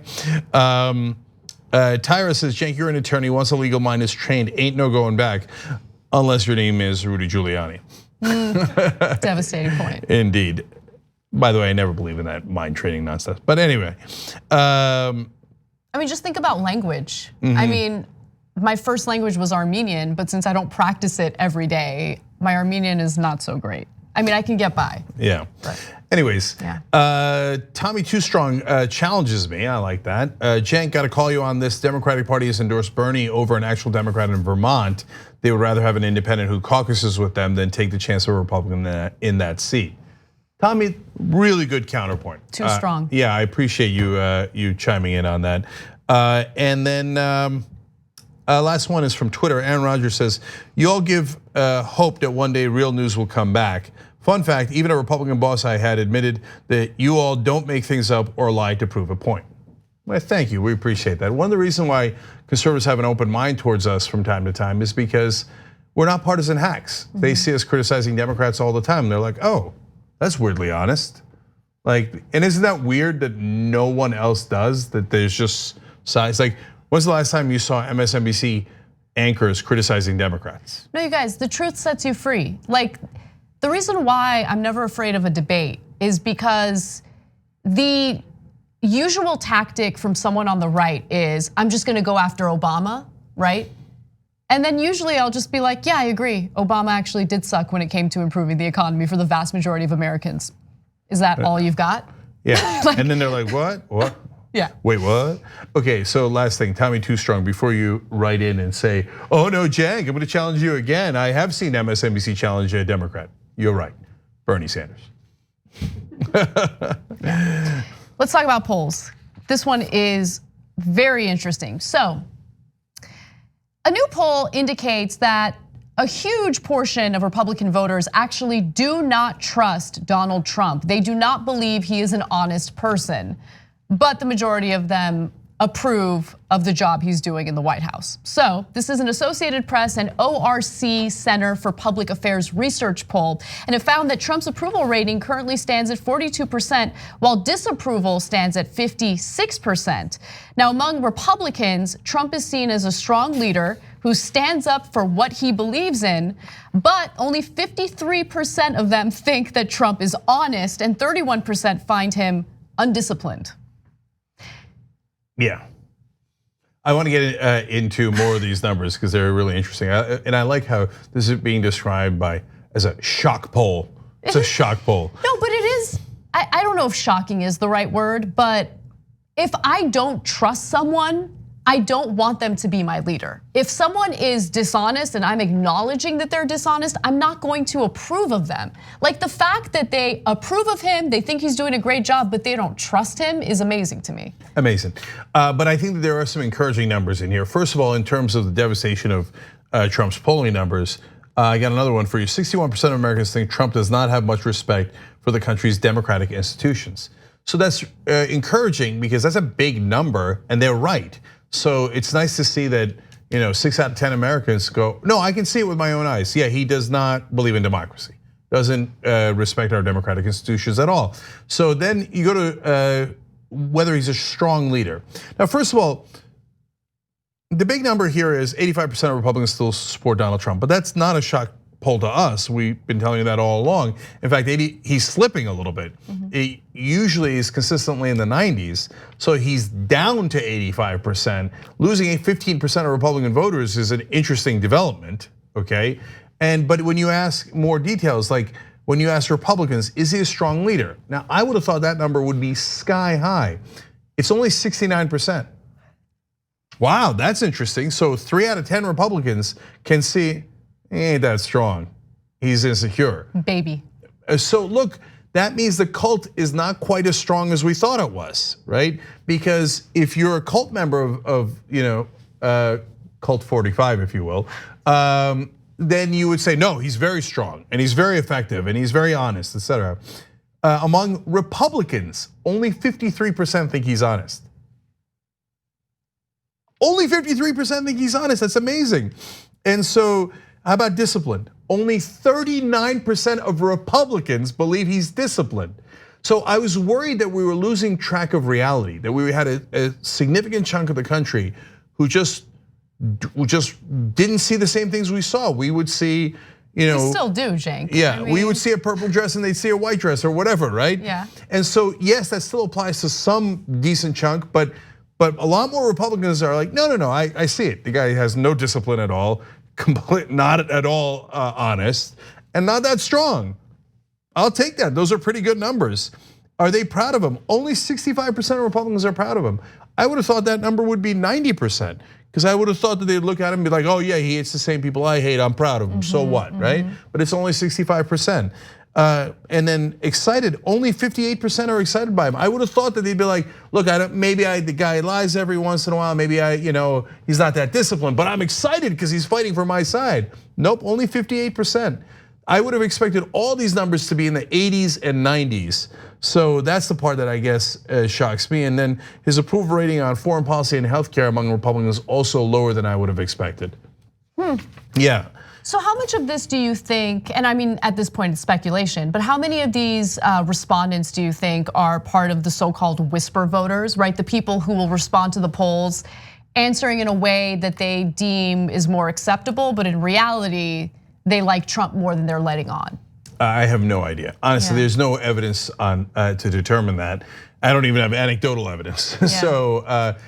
So in a sense, I hope these numbers are right. And remember, guys, overall, he's at 42 and disapproval is at 56, as we told you in the beginning of the story. That's really bad. That's super bad for an incumbent president a year before the election. We're losing track of how bad that is. Any other president, people are like, oh my God, are they gonna primary him within the party? Because if you're under 50%, you're in trouble. 42 is really bad. You're underwater by 14 points. Last thing, not having to do with Trump, but having to do with an important policy issue. 48% of Americans say the United States uses military force in foreign conflicts too much. 48%, 42 say the right amount. Only 9% believe the military force isn't used often enough. So when you turn on cable news, it's always pushing for war and conflict and why didn't you bomb Syria? Why didn't you do this? Why didn't you keep the forces in, etc. But in reality, most of the country agrees. Only 9% want more force. That's a very small number. 48% say, no, we're doing too much, bring him back, bring him back. So that is both progressives and conservatives agreeing. So Trump did the withdrawal from Syria in a botched way, and it's not really a withdrawal because we just moved the troops around, right? But if he actually was for withdrawal, the country would agree with him, even though all of cable news doesn't. Yeah, later in the show, we actually have a story about how Trump has ramped up the conflicts abroad, especially when it comes to CIA-backed groups in Afghanistan who have now been accused of committing war crimes. So don't be fooled by Trump. He's actually escalated conflict abroad and to a much higher degree compared to Obama. And Obama was terrible. So we'll get to that story and more later in the show. As always, if you're a member, you can check that out whenever you want because members have archives, access to the archives of our show, tyt.com/join to become a member. All right, so let's move on to some other news. So this is a surprising story. Wayne Johnson is a Republican who recently stepped down from Trump's administration. He was actually in charge of monitoring the student loan debt in the country, which has now reached $1.6 trillion. That's how out of control student loan debt is. So he is the only Republican on the record now who's saying, yeah, we should cancel student loan debt. But there is a giant caveat, and I don't want people to be fooled by him. Now take a look at what he has to say. Your plan would allow people to forgive up to $50,000 worth of student loans, but it would also give people who who already paid theirs a $50,000 credit. And importantly, it would get the government out of the federal student loan business in the future, right? And how important is that last step in particular here? Well, it's critically important. The federal government should not be in the business of making loans directly to consumers. It's for several different reasons, but probably the most important is that it's an unlimited supply of federal funds chasing an unlimited demand, and the student basically being the facilitator, encouraged by the schools to take on the debt which they burdened for decades. So it's critically important. The other piece of my plan that I think is also important is if you're going to cancel the debt, you don't want to get into a situation where there's going to be a recurrence of those types of loans from the federal government in the future. So you've got to go ahead and make the decision. How are you going to satisfy higher education, availability / attainment? Right. And that's the reason for a $50,000 go forward education credit allowance that people could use. So while canceling a portion of student loan debt is something that I sort of agree with, I would like to have all the student loan debt canceled. The big problem here is that his ultimate goal or objective is to privatize all student loans. So the federal government would not give out student loans, which would actually be a disaster because the private loans have much higher interest rates. Understand that his proposal does nothing to make college affordable, so college tuition is gonna be just as expensive, but student loan debt is gonna be even more of a disaster if individuals taking out the loans have to rely on private banks or private lenders who charge a much higher interest rate compared to what the federal government charges. So student loan debt is an issue that really requires a comprehensive solution.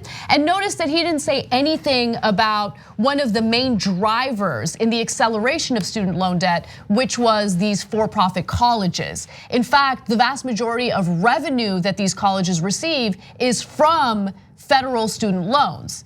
I think that the federal government should not give student loans to anyone going to for-profit colleges that are unaccredited, which is how the law is today. But Betsy DeVos is not following the law, and there's a big issue with that as well. Right, but I do want to be fair to him. So first of all, first Republican to come out and go, this is untenable, and we need to start forgiving these debts because he said, let me give the exact quote, we made the mess, we need to fix it. So that's a positive development. And he did, to your point about, well, what is he gonna do for students going forward? He proposed a $50,000 education voucher that they could apply to college or vocational programs. So that's going forward. So you wipe out the old debt and you can get a voucher going forward. And how about the people who already paid their debt? His proposal is a $50,000 tax credit to any college graduate who didn't borrow or had already paid off their debt. So that's, those are interesting parts of his proposal. I like that because you need people who are salty about the fact that they paid off their student loan debt to be more accepting of doing something about the student loan debt crisis today. Yeah. Look, he almost had it, but then him saying now, let's just keep going with this broken system, but make it even more broken by going to higher interest rate private loans.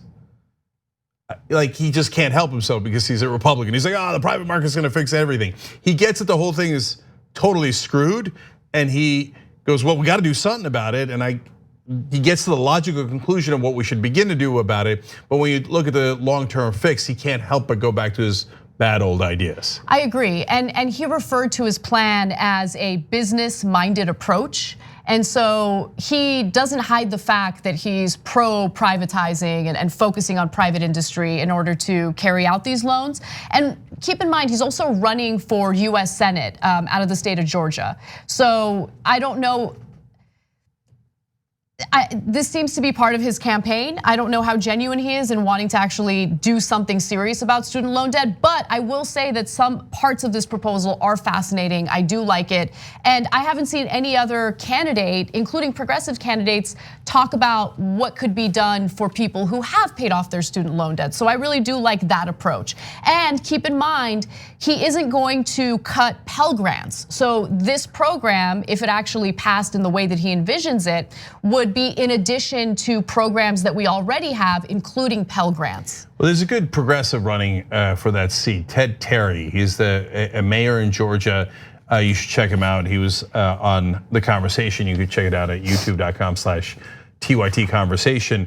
But back to him for a second. I actually believe he's genuine. He's actually worked in this industry for a long time. And if you're running for a seat in Georgia and you want to win the Republican primary, quitting the Trump administration and doing a proposal that's the opposite of the Trump administration is not necessarily the politically correct way of going within the Republican Party. So it does take a little bit of courage for him to do that. And again, he is the first Republican to have at least acknowledged the problem and head in this direction. So I'll give credit where credit is due. He just needs to fill out his policy a little bit more, like he needs to fill out his beard a little bit more. I thought his beard was fine. Put it up for a second, you'll see. Let's still take a good look. Okay, look, it's fine, it's nicely trimmed, but it is missing significant parts of the beard. He looks like a very lovely gentleman, like in that photo. He looks like he couldn't make up his mind between being from the 1970s and being a Quaker. You're the worst. All right, well, some people have different facial hair patterns. Not everyone's the same. Not everyone's like you, Turkish guy. With your thick beard. Oh, I don't even have a beard. No, I know, but if you give it an hour or two, you will. That's true. That's true. For one Movember, I grew out a mustache. Now, it made me look 200 times more Turkish. We cover the important stories on this show. We do. In fact, after the break, we're gonna come back with the most important story of the day. How are Donald Trump's feelings toward Melania Trump? Does he believe that she loves him? Oh, I love this story, and you're gonna love this story. Yeah. Share the stream and make sure you come back.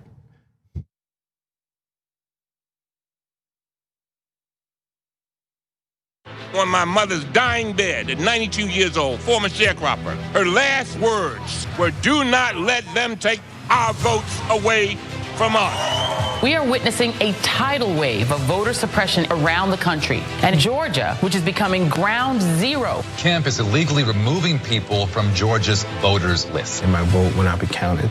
My vote was not counted. Old people who can't vote, there's young people who can't vote, there's people in every county who can't vote. I'm not gonna be able to vote myself. Target people of color, poor people, the elderly. We're human. We have our rights to vote just like anybody else. This is systematic. If you look at what has happened across this country, 40 states have passed some kind of law to make it more difficult for people to vote. Look at Alabama, Arkansas, North Carolina, Ohio, Kansas, North Dakota, Michigan, Wisconsin, and Georgia, which is becoming ground zero. We are not going to let them take from us what our grandparents and parents fought and suffered and died to give us in the first place. We are here to resist an ID law that is undemocratic, unconstitutional, and immoral. Her last words were, "Do not let them take our votes away from us."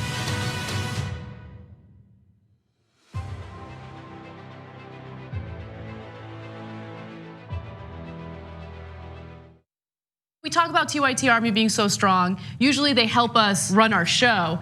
Now they're gonna help us run the country. Like this. It's time that we reclaim democracy for the people.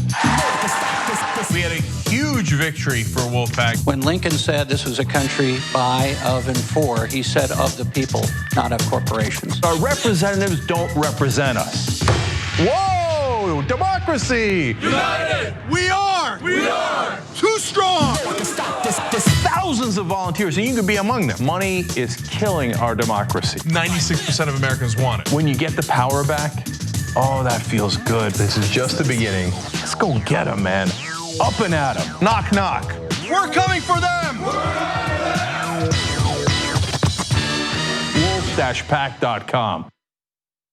The Monsanto Corporation continues to sell a herbicide called Roundup, but you should know that that herbicide is a potential killer. Recent studies have linked Roundup to significant increases in non-Hodgkin's lymphoma.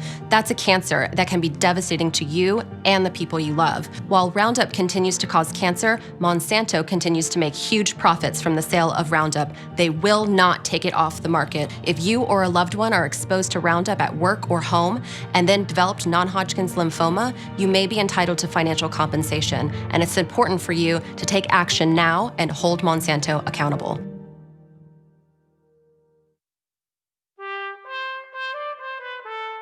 It's winter, and it's cold this time of year, isn't it? Well, it might feel chilly, and the wind might bite at your nose. Maybe you want to snuggle up with a hot chocolate, or wrap up warm and wear your biggest coat. But in the grand scheme of things, our earth is too hot. And it's getting even hotter. Our seasons are getting confused. Lots of birds are nesting earlier, and spring flowers are coming out too soon. This is what climate change looks like. It's affecting so many of the things we love, both here in our own backyards and around the world. But we have hope, because we know that together we can protect them if we act now and everyone does their bit. So this Christmas, give a gift of love and show the world you care.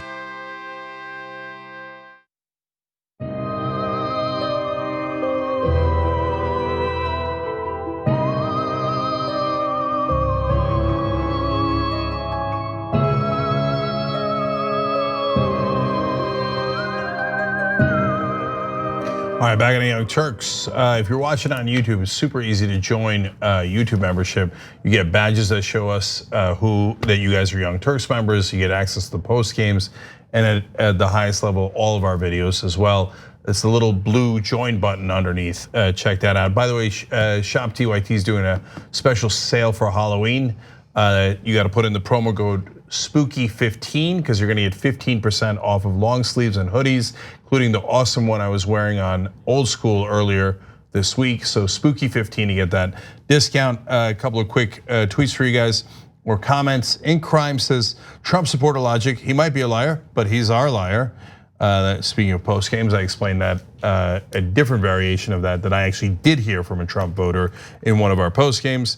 Super Breeze 64 says, "Whoa, Cult 45, that needs to be on a T-shirt." ShopTYT.com. Okay, if it was on a long sleeve, you could get a 15% off today, but it's not yet. But we'll work on it. And last one, just for fun.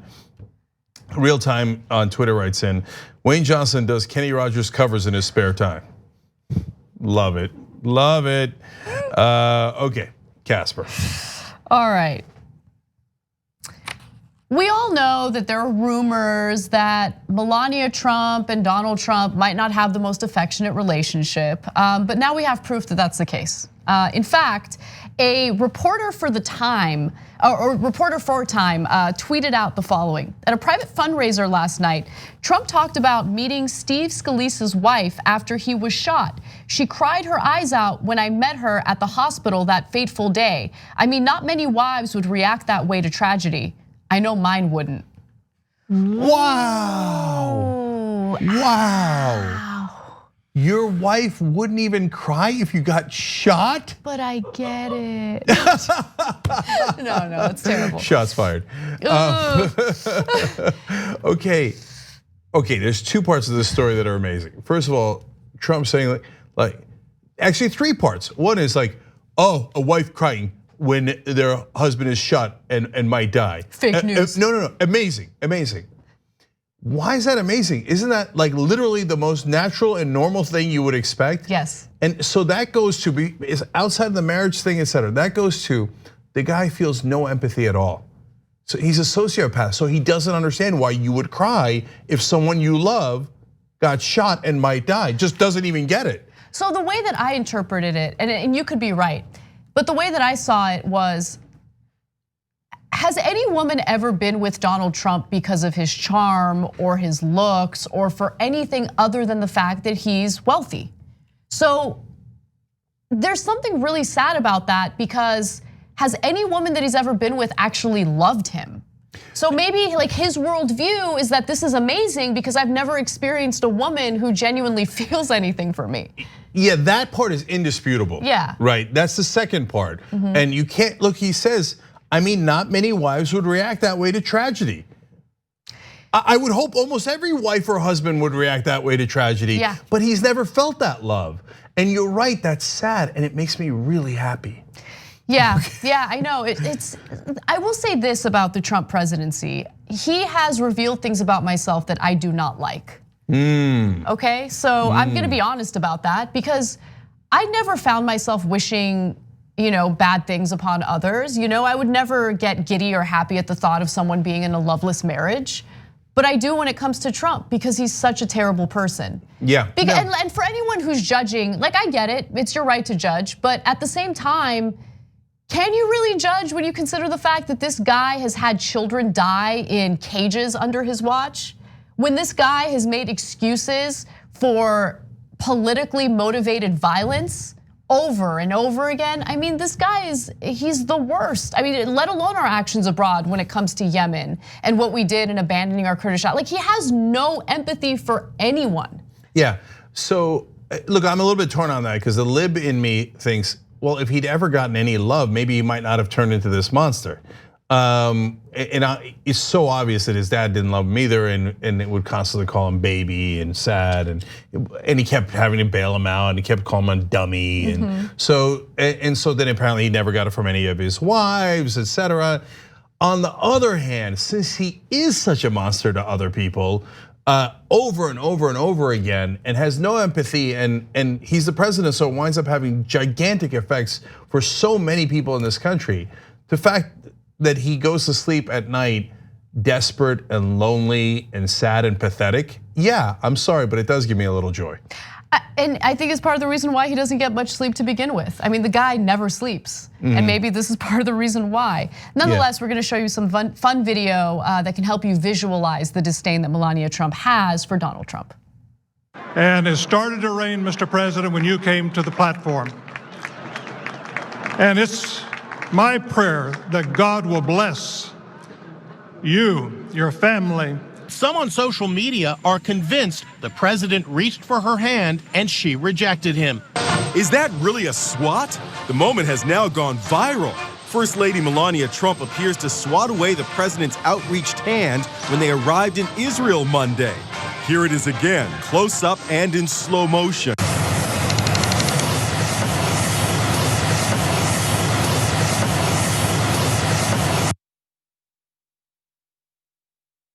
Some of them, but the SWAT is 100% real, okay? But I had never seen that first video before. Okay, wait, yeah. That was epic. That was epic. Oh my God, that's how she actually feels. Okay, oh hell yeah, you're looking at me. Okay, go away, go away. God damn it, I hate you so much. How did I get myself into this? Wow, that's amazing video. Okay, now the last part of this is, what do I keep telling you guys? He's too stupid to cover up his crimes. So in this case, there's no crime or anything like that. But any person with any sense wouldn't admit that their wife wouldn't grieve at all if they were shot. But he doesn't get it. So he's like, I mean, not many wives would react that way to tragedy. I know mine wouldn't. You just admitted your wife doesn't like you at all, at all. Like that's, if you're president, that might not be a popular thing to admit. It's kind of awkward, right? But he doesn't get it. Not bright enough. I wish the whole country would do this to him. And soon they might. All right, well, we're gonna end on a devastating story, but it's an important one, so let's get to it. A CIA-backed group, an Afghan strike force, has committed war crimes in night raids that they've been conducting against the Taliban in Afghanistan. This is according to a new report by Human Rights Watch, and the details are incredibly devastating. So since 2001, the CIA has maintained a counterterrorism operation in Afghanistan, parallel to but distinct from the US military operation. It has continued to recruit, equip, train, and deploy Afghan paramilitary forces in pursuit of Al-Qaeda and Taliban forces. And since 2014, militants affiliated with the Islamic State, also known as ISIS. Now here's where things get bad. Donald Trump in 2017 really did ramp things up. In 2017, the US authorized Afghan special forces to call in strikes for support, even without US forces present to identify the targets. Changes to targeting directives have meant that airstrikes are hitting more residential buildings, while a decreased US ground presence and a reliance on local Afghan intelligence sources has meant there is less information available about the possible presence of civilians in those buildings. So understand what's happening here. Things like drone strikes under the Obama administration were bad enough, but it's much worse now under Donald Trump's watch. Okay, so those airstrikes, those drone strikes, they haven't stopped. In fact, they've accelerated under Trump, and he's conducting them with even less intel. Yeah, so the details are really bad. So one diplomat, this is not even Human Rights Watch, this is a diplomat, says that they are in fact death squads, and they're going in and killing people in extrajudicial ways, forced disappearances, and even attacking healthcare facilities to go after the wounded. Wow. And so now look, it's not like the other guys are good guys. The Taliban just detonated 2 bombs, killed 48 people the other day. But when you tally up all the deaths, we now, pro-government forces are killing more civilians than the Taliban. So we continue to characterize the Taliban as terrorists. I obviously understand that. But if we're killing more civilians and indiscriminately and with death squads than the terrorists are, what does that make us? And also, I'm not really understanding the logic of Donald Trump's foreign policy, because remember, it wasn't too long ago that he was open to inviting the Taliban to the White House in order to negotiate US troops pulling out of the country, right? So, I mean, look, this report is about the civilians, right? It's not about targeting the Taliban or other terrorist organizations. The war crimes pertain to the civilians who are losing their lives as a result of these actions. And again, these are US-backed death squads, and this is exactly what they're doing. Let me give you more information about the Human Rights Watch report. It's a 53-page report, and it describes the Afghan forces committing summary executions and other grave abuses without accountability during 14 night raids conducted from late 2017 to mid-2019. The abuses, as Cenk mentioned, included extrajudicial killings of civilians, forced disappearances of detainees, and attacks on healthcare facilities that treat insurgents. I mean, it's disgusting. And so, look, when people ask, how do people become radicalized? Where does the radicalization come from?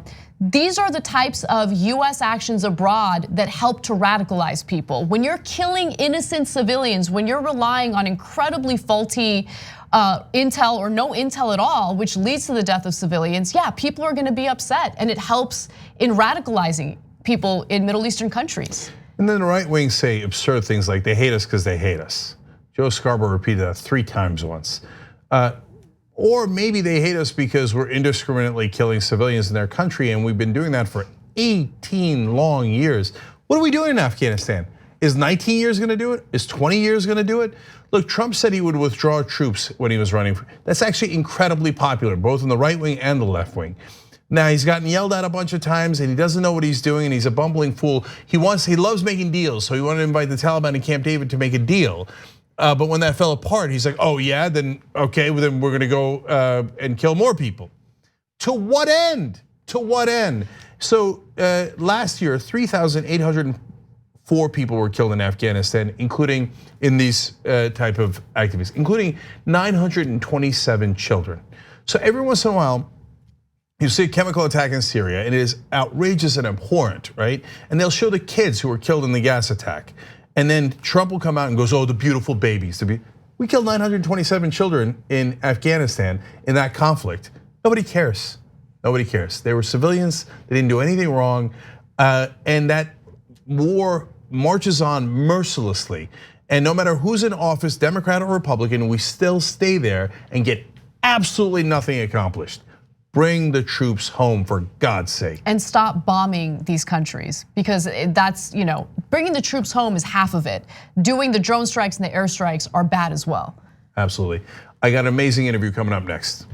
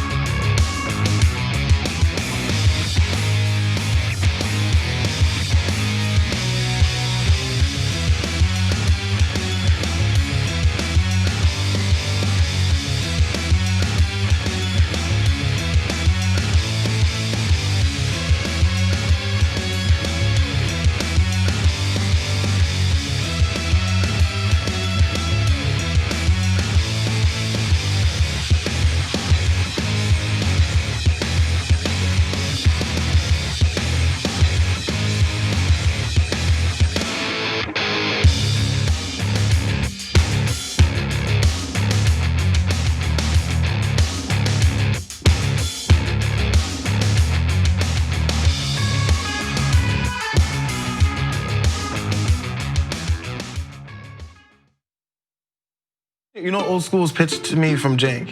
It'll just be me, you, Jesus, Ben, and maybe Michael. And we're like, okay, cool. I can do that every week. As you can see, me, Jesus, Ben, Jank. This is my problem with Forever 21. This is like a really cool turtleneck. Like it looks nice, it looks soft, it looks professional. I can wear it to work.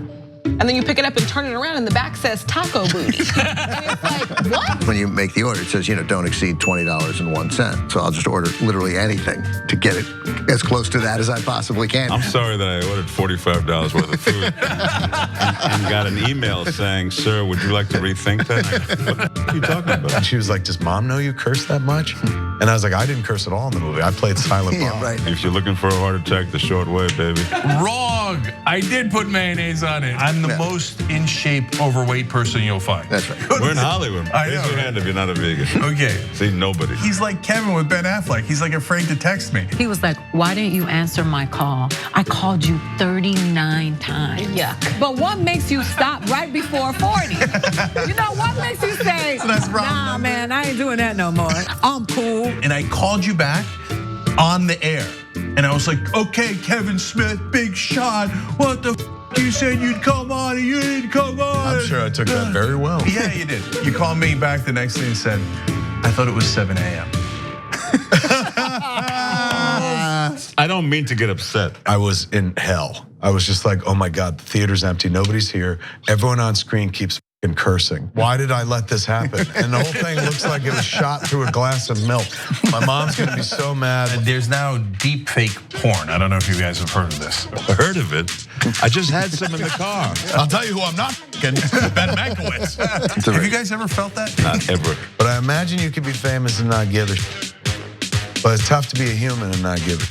We gotta let the podcast guys go to TYT.com/join to become a member, get the whole show. And now it's just the three of us. That's it. Okay, this is the intimate hour. By the way, the last half hour of this, we're not even rolling. Fair enough. He's a bad neighbor.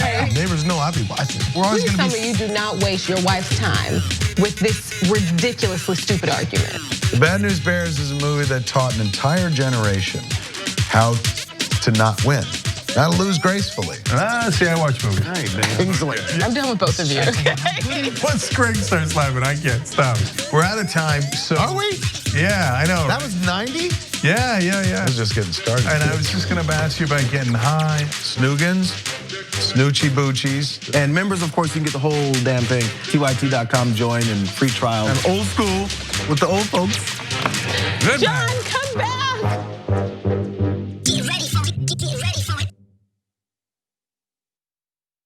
The Monsanto Corporation continues to sell a herbicide called Roundup, but you should know that that herbicide is a potential killer. Recent studies have linked Roundup to significant increases in non-Hodgkin's lymphoma. That's a cancer that can be devastating to you and the people you love. While Roundup continues to cause cancer, Monsanto continues to make huge profits from the sale of Roundup. They will not take it off the market. If you or a loved one are exposed to Roundup at work or home and then developed non-Hodgkin's lymphoma, you may be entitled to financial compensation, and it's important for you to take action now and hold Monsanto accountable.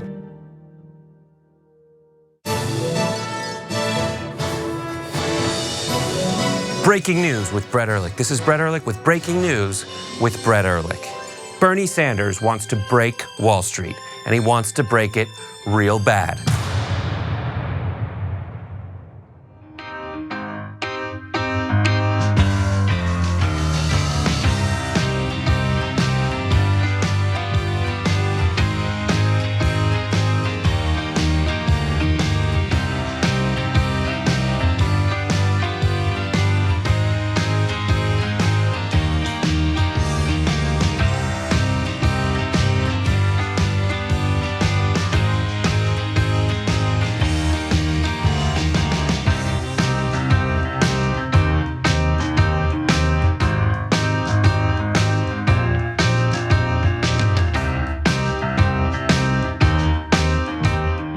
All right, back on the Young Turks. A little bit later in this half hour, we're gonna bring in Kenny Clips to talk about some of his late-breaking stories.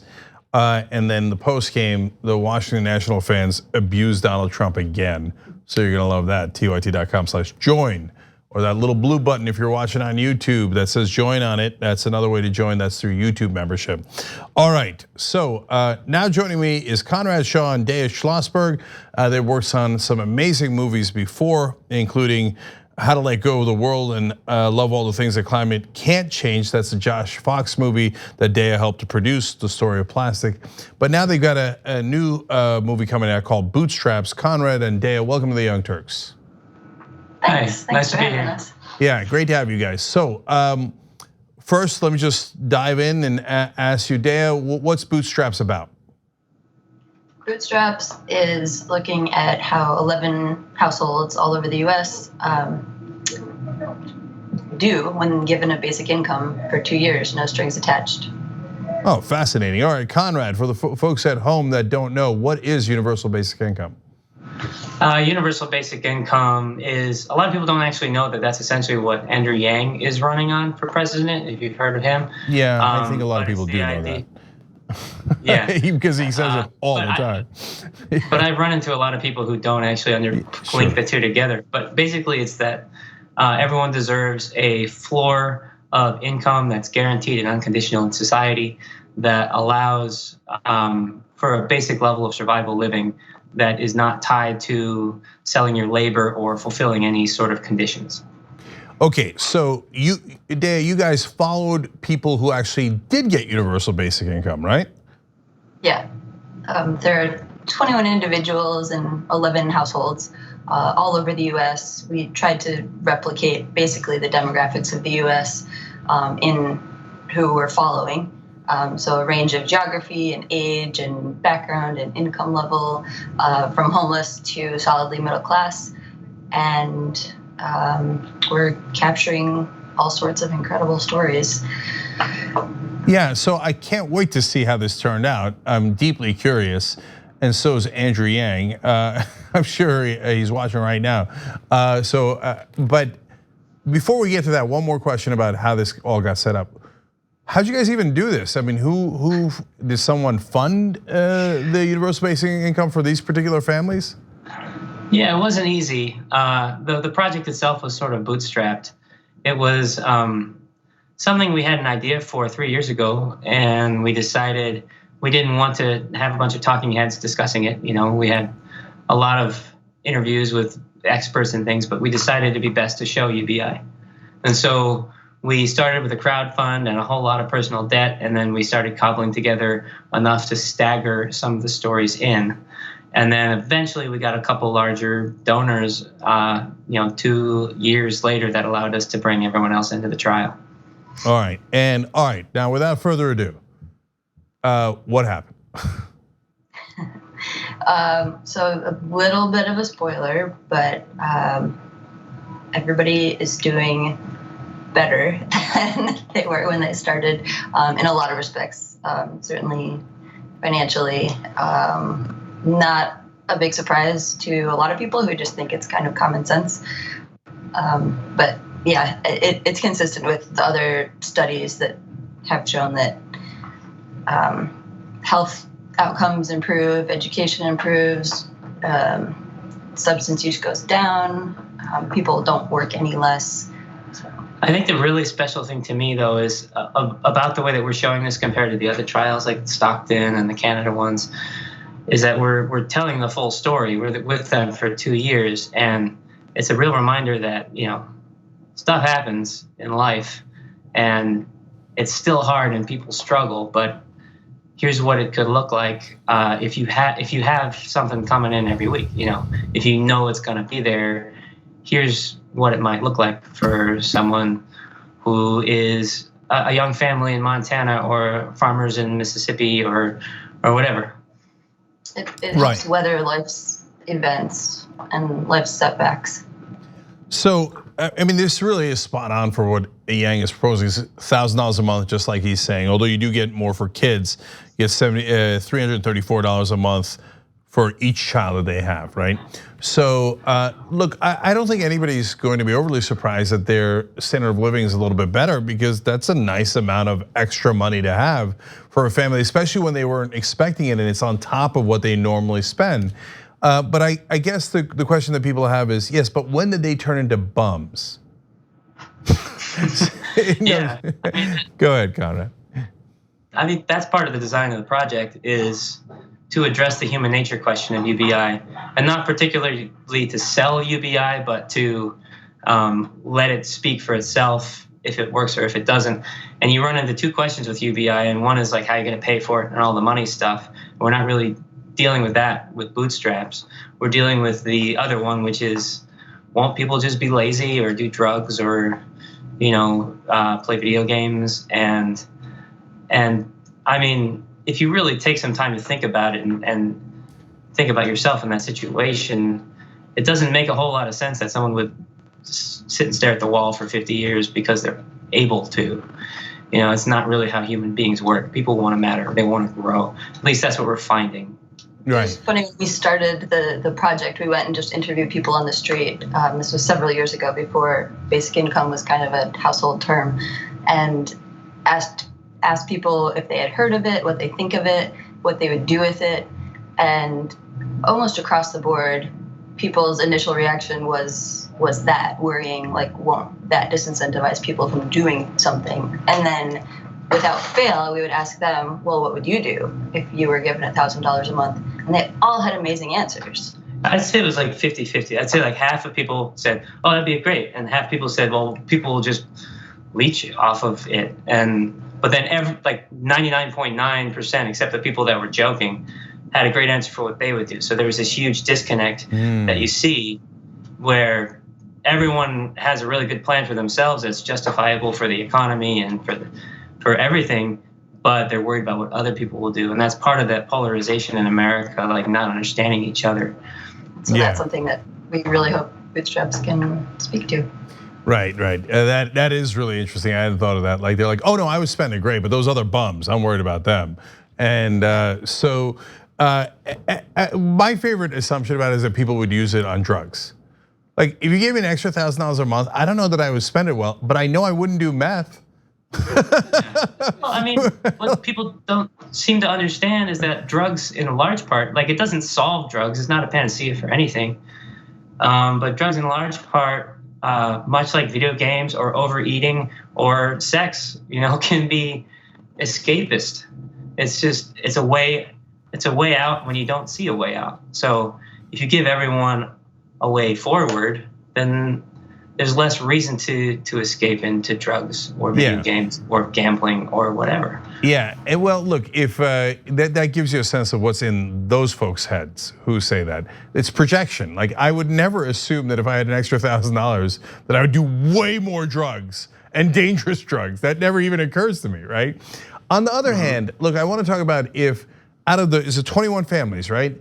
Did any of them, like 11? Yeah. Oh, It's sorry, 21 11. people. 21 people, so some 11 are families, families. some are individuals. Yeah. So look, I'm telling you, there's at least a portion of it that I would spend, quote unquote, poorly.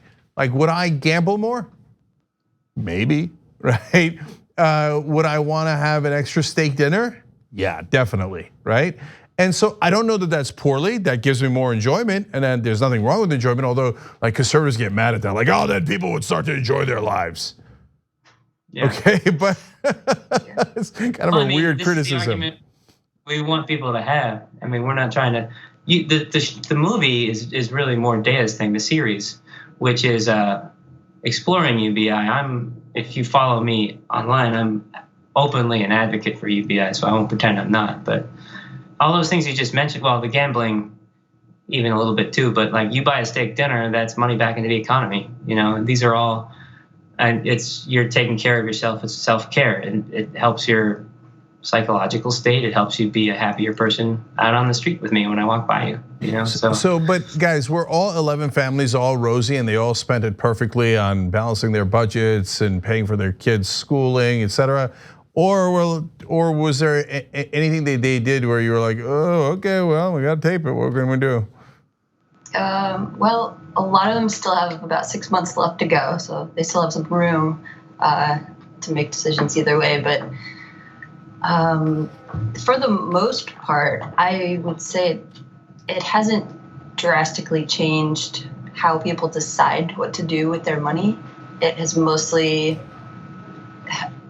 like I said earlier, has helped people weather the bumps that come up in life. It helped them follow through on the things they wanted to do too. It really accelerated the things they wanted in life.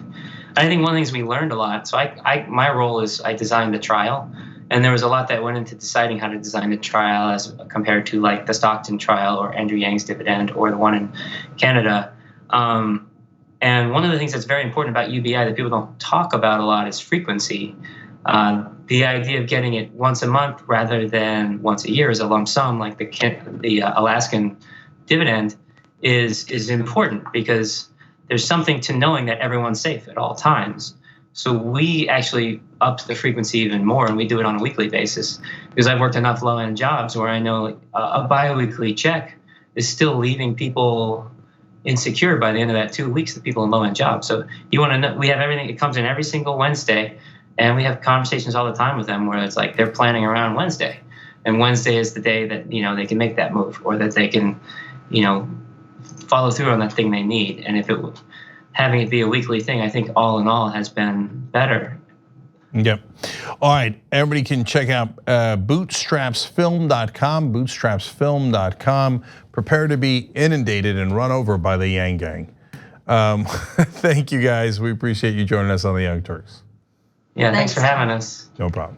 All right, when we come back, what story has Kenny Clips broken lately? And is there any chance that we see the return of the lavender sweater vest? We'll be right back.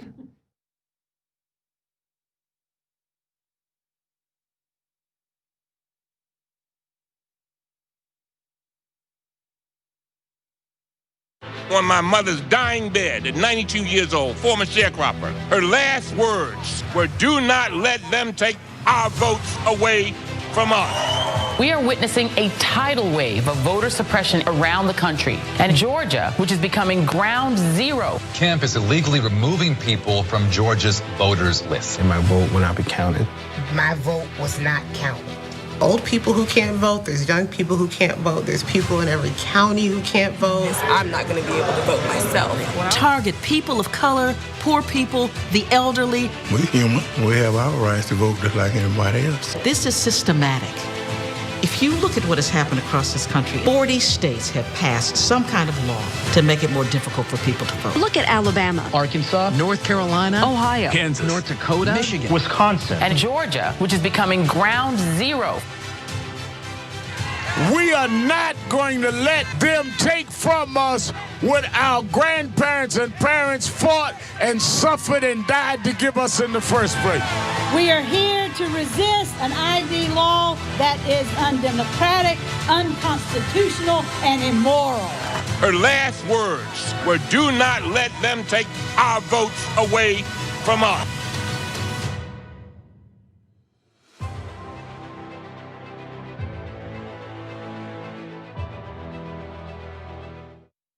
We talk about TYT Army being so strong. Usually they help us run our show. Now they're gonna help us run the country. Like this. It's time that we reclaim democracy for the people. We had a huge victory for Wolfpack. When Lincoln said this was a country by, of, and for, he said of the people, not of corporations. Our representatives don't represent us.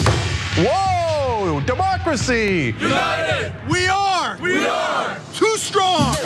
There's thousands of volunteers, and you could be among them. Money is killing our democracy. 96% of Americans want it. When you get the power back, oh, that feels good. This is just the beginning. Let's go get them, man. Up and at them. Knock, knock. We're coming for them. Wolf-pack.com. The Monsanto Corporation continues to sell a herbicide called Roundup, but you should know that that herbicide is a potential killer. Recent studies have linked Roundup to significant increases in non-Hodgkin's lymphoma. That's a cancer that can be devastating to you and the people you love. While Roundup continues to cause cancer, Monsanto continues to make huge profits from the sale of Roundup. They will not take it off the market. If you or a loved one are exposed to Roundup at work or home and then developed non-Hodgkin's lymphoma, you may be entitled to financial compensation, and it's important for you to take action now and hold Monsanto accountable.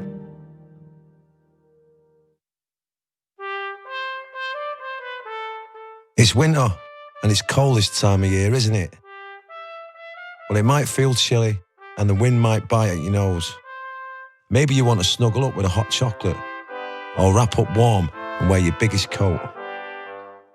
But in the grand scheme of things, our earth is too hot, and it's getting even hotter. Our seasons are getting confused. Lots of birds are nesting earlier, and spring flowers are coming out too soon. This is what climate change looks like. It's affecting so many of the things we love, both here in our own backyards and around the world. But we have hope because we know that together we can protect them if we act now and everyone does their bit. So this Christmas, give a gift of love and show the world you care.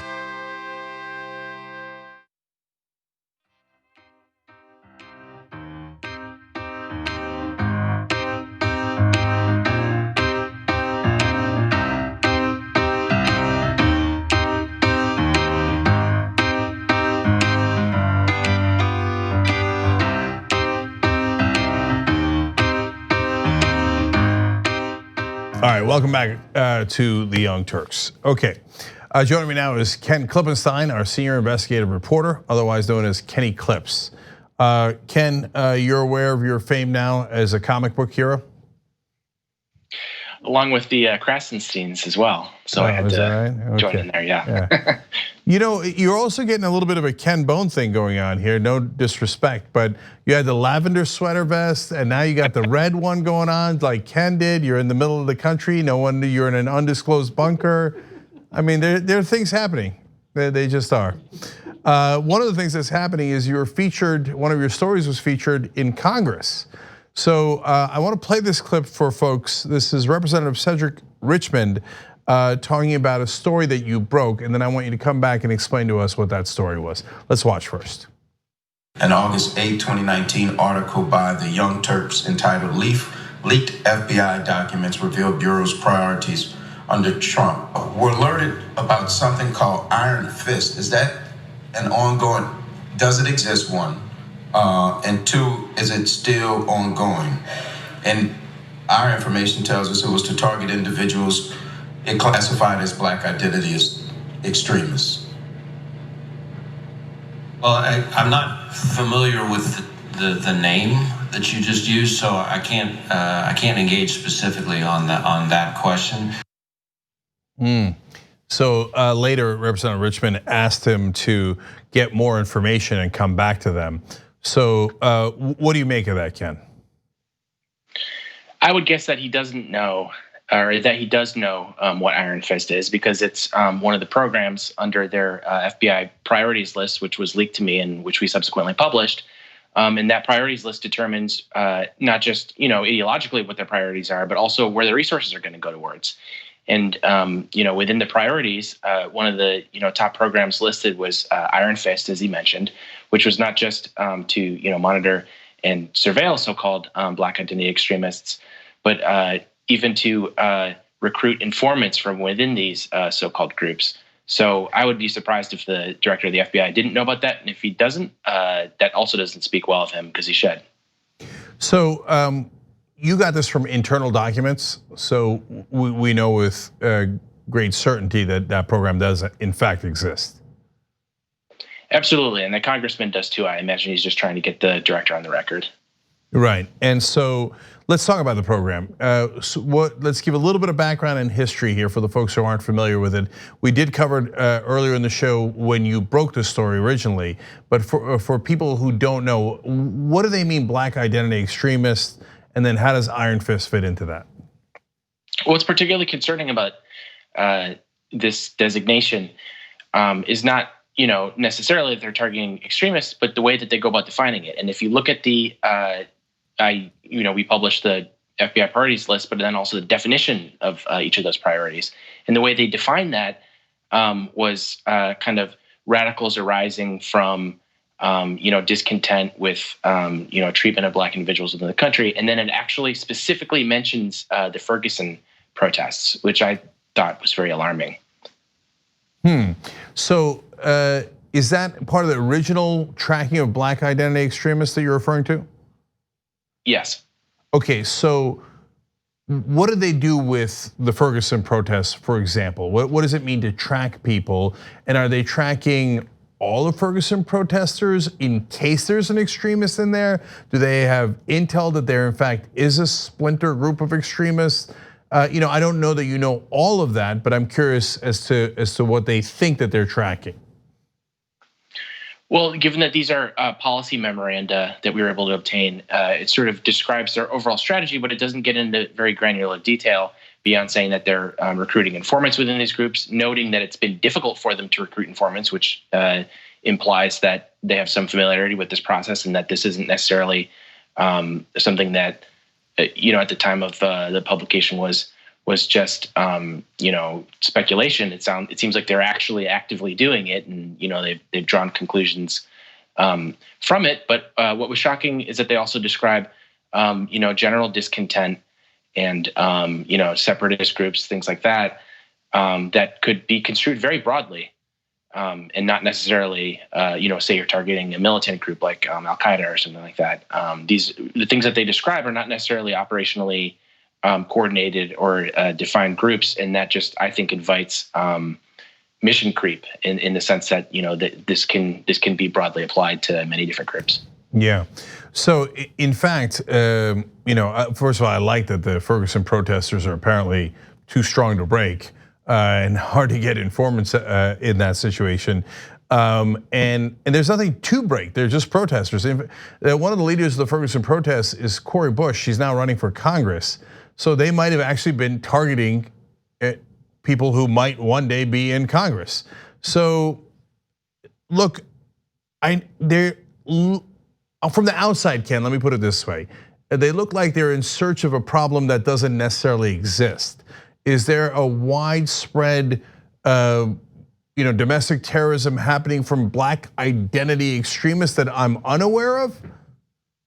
What's interesting is if you look at the documents, when they describe another one of the threats, white supremacists, they're able to cite, a bunch of different examples of not just illegal activity, but ones that resulted in deaths, and in some cases, large numbers of deaths. And in the case of so-called Black identity extremists, as I recall, they don't cite a single example of it. Certainly, far fewer than the white supremacists. And if my recollection is correct, they don't cite a single example of a death resulting from this group. Okay, and so all right, yeah, we don't see it in the news almost ever, and it turns out no, there isn't anything really much internally that they know that we don't know, but nonetheless, they decided just in case they'll target Black groups doing the most patriotic thing you could do, which is looking for a redress of grievances from your government and exercising your freedom of speech. And so this is concerning. Is it part of the issue here, Ken, that they view groups that are on the left, including African-American groups, as more of a threat to the system, that instinctually the FBI looks at it that way, as opposed to groups on the right, which they feel like, oh, well, that's normal, that's just part of America? From sources inside the Bureau, what they're telling me is that there was enormous pressure to try to create a sort of false equivalency, not even necessarily from a cynical perspective, although that may have come from the administration, but also given that they've had to kind of ramp up their efforts against white supremacists, this attitude that, we've got to apply this across the board so it doesn't look like we're being unfair to any particular ethnic group. The folks inside the Bureau I've known to be, pretty admirably objective. But when problems arise is when you've got pressures from the politicals at the top of it, appointees from the administration and then the administration itself. So I think there was an effort to try to conflate the threat of various groups as they've had to sort of increase their response to white nationalists. So they did get criticism for this idea of Black identity extremists earlier. So it looks like in the story that you uncovered that they rolled it into this catch bag basically of all extremists. And that's the thing called Iron Fist, if I understand it right. And that could be part of, well, look, I'm looking at right wing and white extremists, and they're the ones doing all these killings and deaths and attacks, etc. But I don't want right wingers to get upset at me, so I'm going to cover myself politically by also looking into black identity extremists, honestly, whether they exist or don't really exist, or if they're anywhere near the level of threat that the right-wing extremists are. Yeah, no, I think that's a completely reasonable supposition, and also that's what I'm hearing from the inside too. Right, and so now that congressmen have seen your story and are asking the FBI director about it, what could be some possible ramifications of that going forward? What's interesting about this story is that I know a lot of people inside the Bureau that were unhappy with how this was carried out, and I can't get into too much specifics because I have to protect sources, but there's a great desire to have more resources to meet the threat of white supremacist groups, and it's not necessarily that they're being roadblocked, but they're having to change their posture so much that they can't really keep up with it, and so I think a consequence of that is that it would really help if Congress is able to bear on them, because they really have the power of the purse strings, and then also can make it easier to change the nature of the funding away from these sort of militant groups like Al-Qaeda or Islamic State, and moving it towards what we're really facing, which is all these lone wolf attacks, many sort of white supremacist in character, and I'm hearing a lot of sort of indications from folks in Congress that I know, staffers and so on, that is something that, in part because of the story, they're bearing down on, and I'm really appreciative of that, because that was really the reason I wrote the story. Right, and so I want people to understand, last thing here, that it's not just that they're unnecessarily looking into African-American protest groups and not only wasting resources, but perhaps violating their rights, but they're also misdirecting resources that could go to real threats, and if you have the resource in the right place, you might save some lives, right, Ken? Absolutely, and again, this is what I'm hearing from lots of folks, not just in the Bureau, but in federal law enforcement generally. This is not some far left position to want to provide them with resources, because this is what the technocrats and the experts that actually do this stuff are saying as well. It's just that the political will doesn't yet exist, but there does seem to be growing pressure. All right, so everybody check out tyt.com/investigates, where you'll see Ken's stories, Jonathan Larson's stories, and including the last one that Ken broke about how the military has been given the order to be able to use lethal force inside the country. That appears to be a violation of the law, and so it's another important document that Ken wound up getting his hands on. So please check that out. Amazing stories that Ken breaks on a regular basis. So thanks for joining us, Ken. I appreciate it. Hey, great to be with you, Jane. Thanks. All right. So when we come back for the members, we got a fun post game for you guys, including the Nationals winning the World Series and then going after Donald Trump again. So nothing but fun. tyt.com/join to become a member, or for the YouTube members, you got that little blue button that says join underneath the videos if you're watching on YouTube. It's a good way to get Young Turks membership on YouTube. And at $4.99, you get post games there as well, along with a couple of other features. So check that out. All right, we'll be back.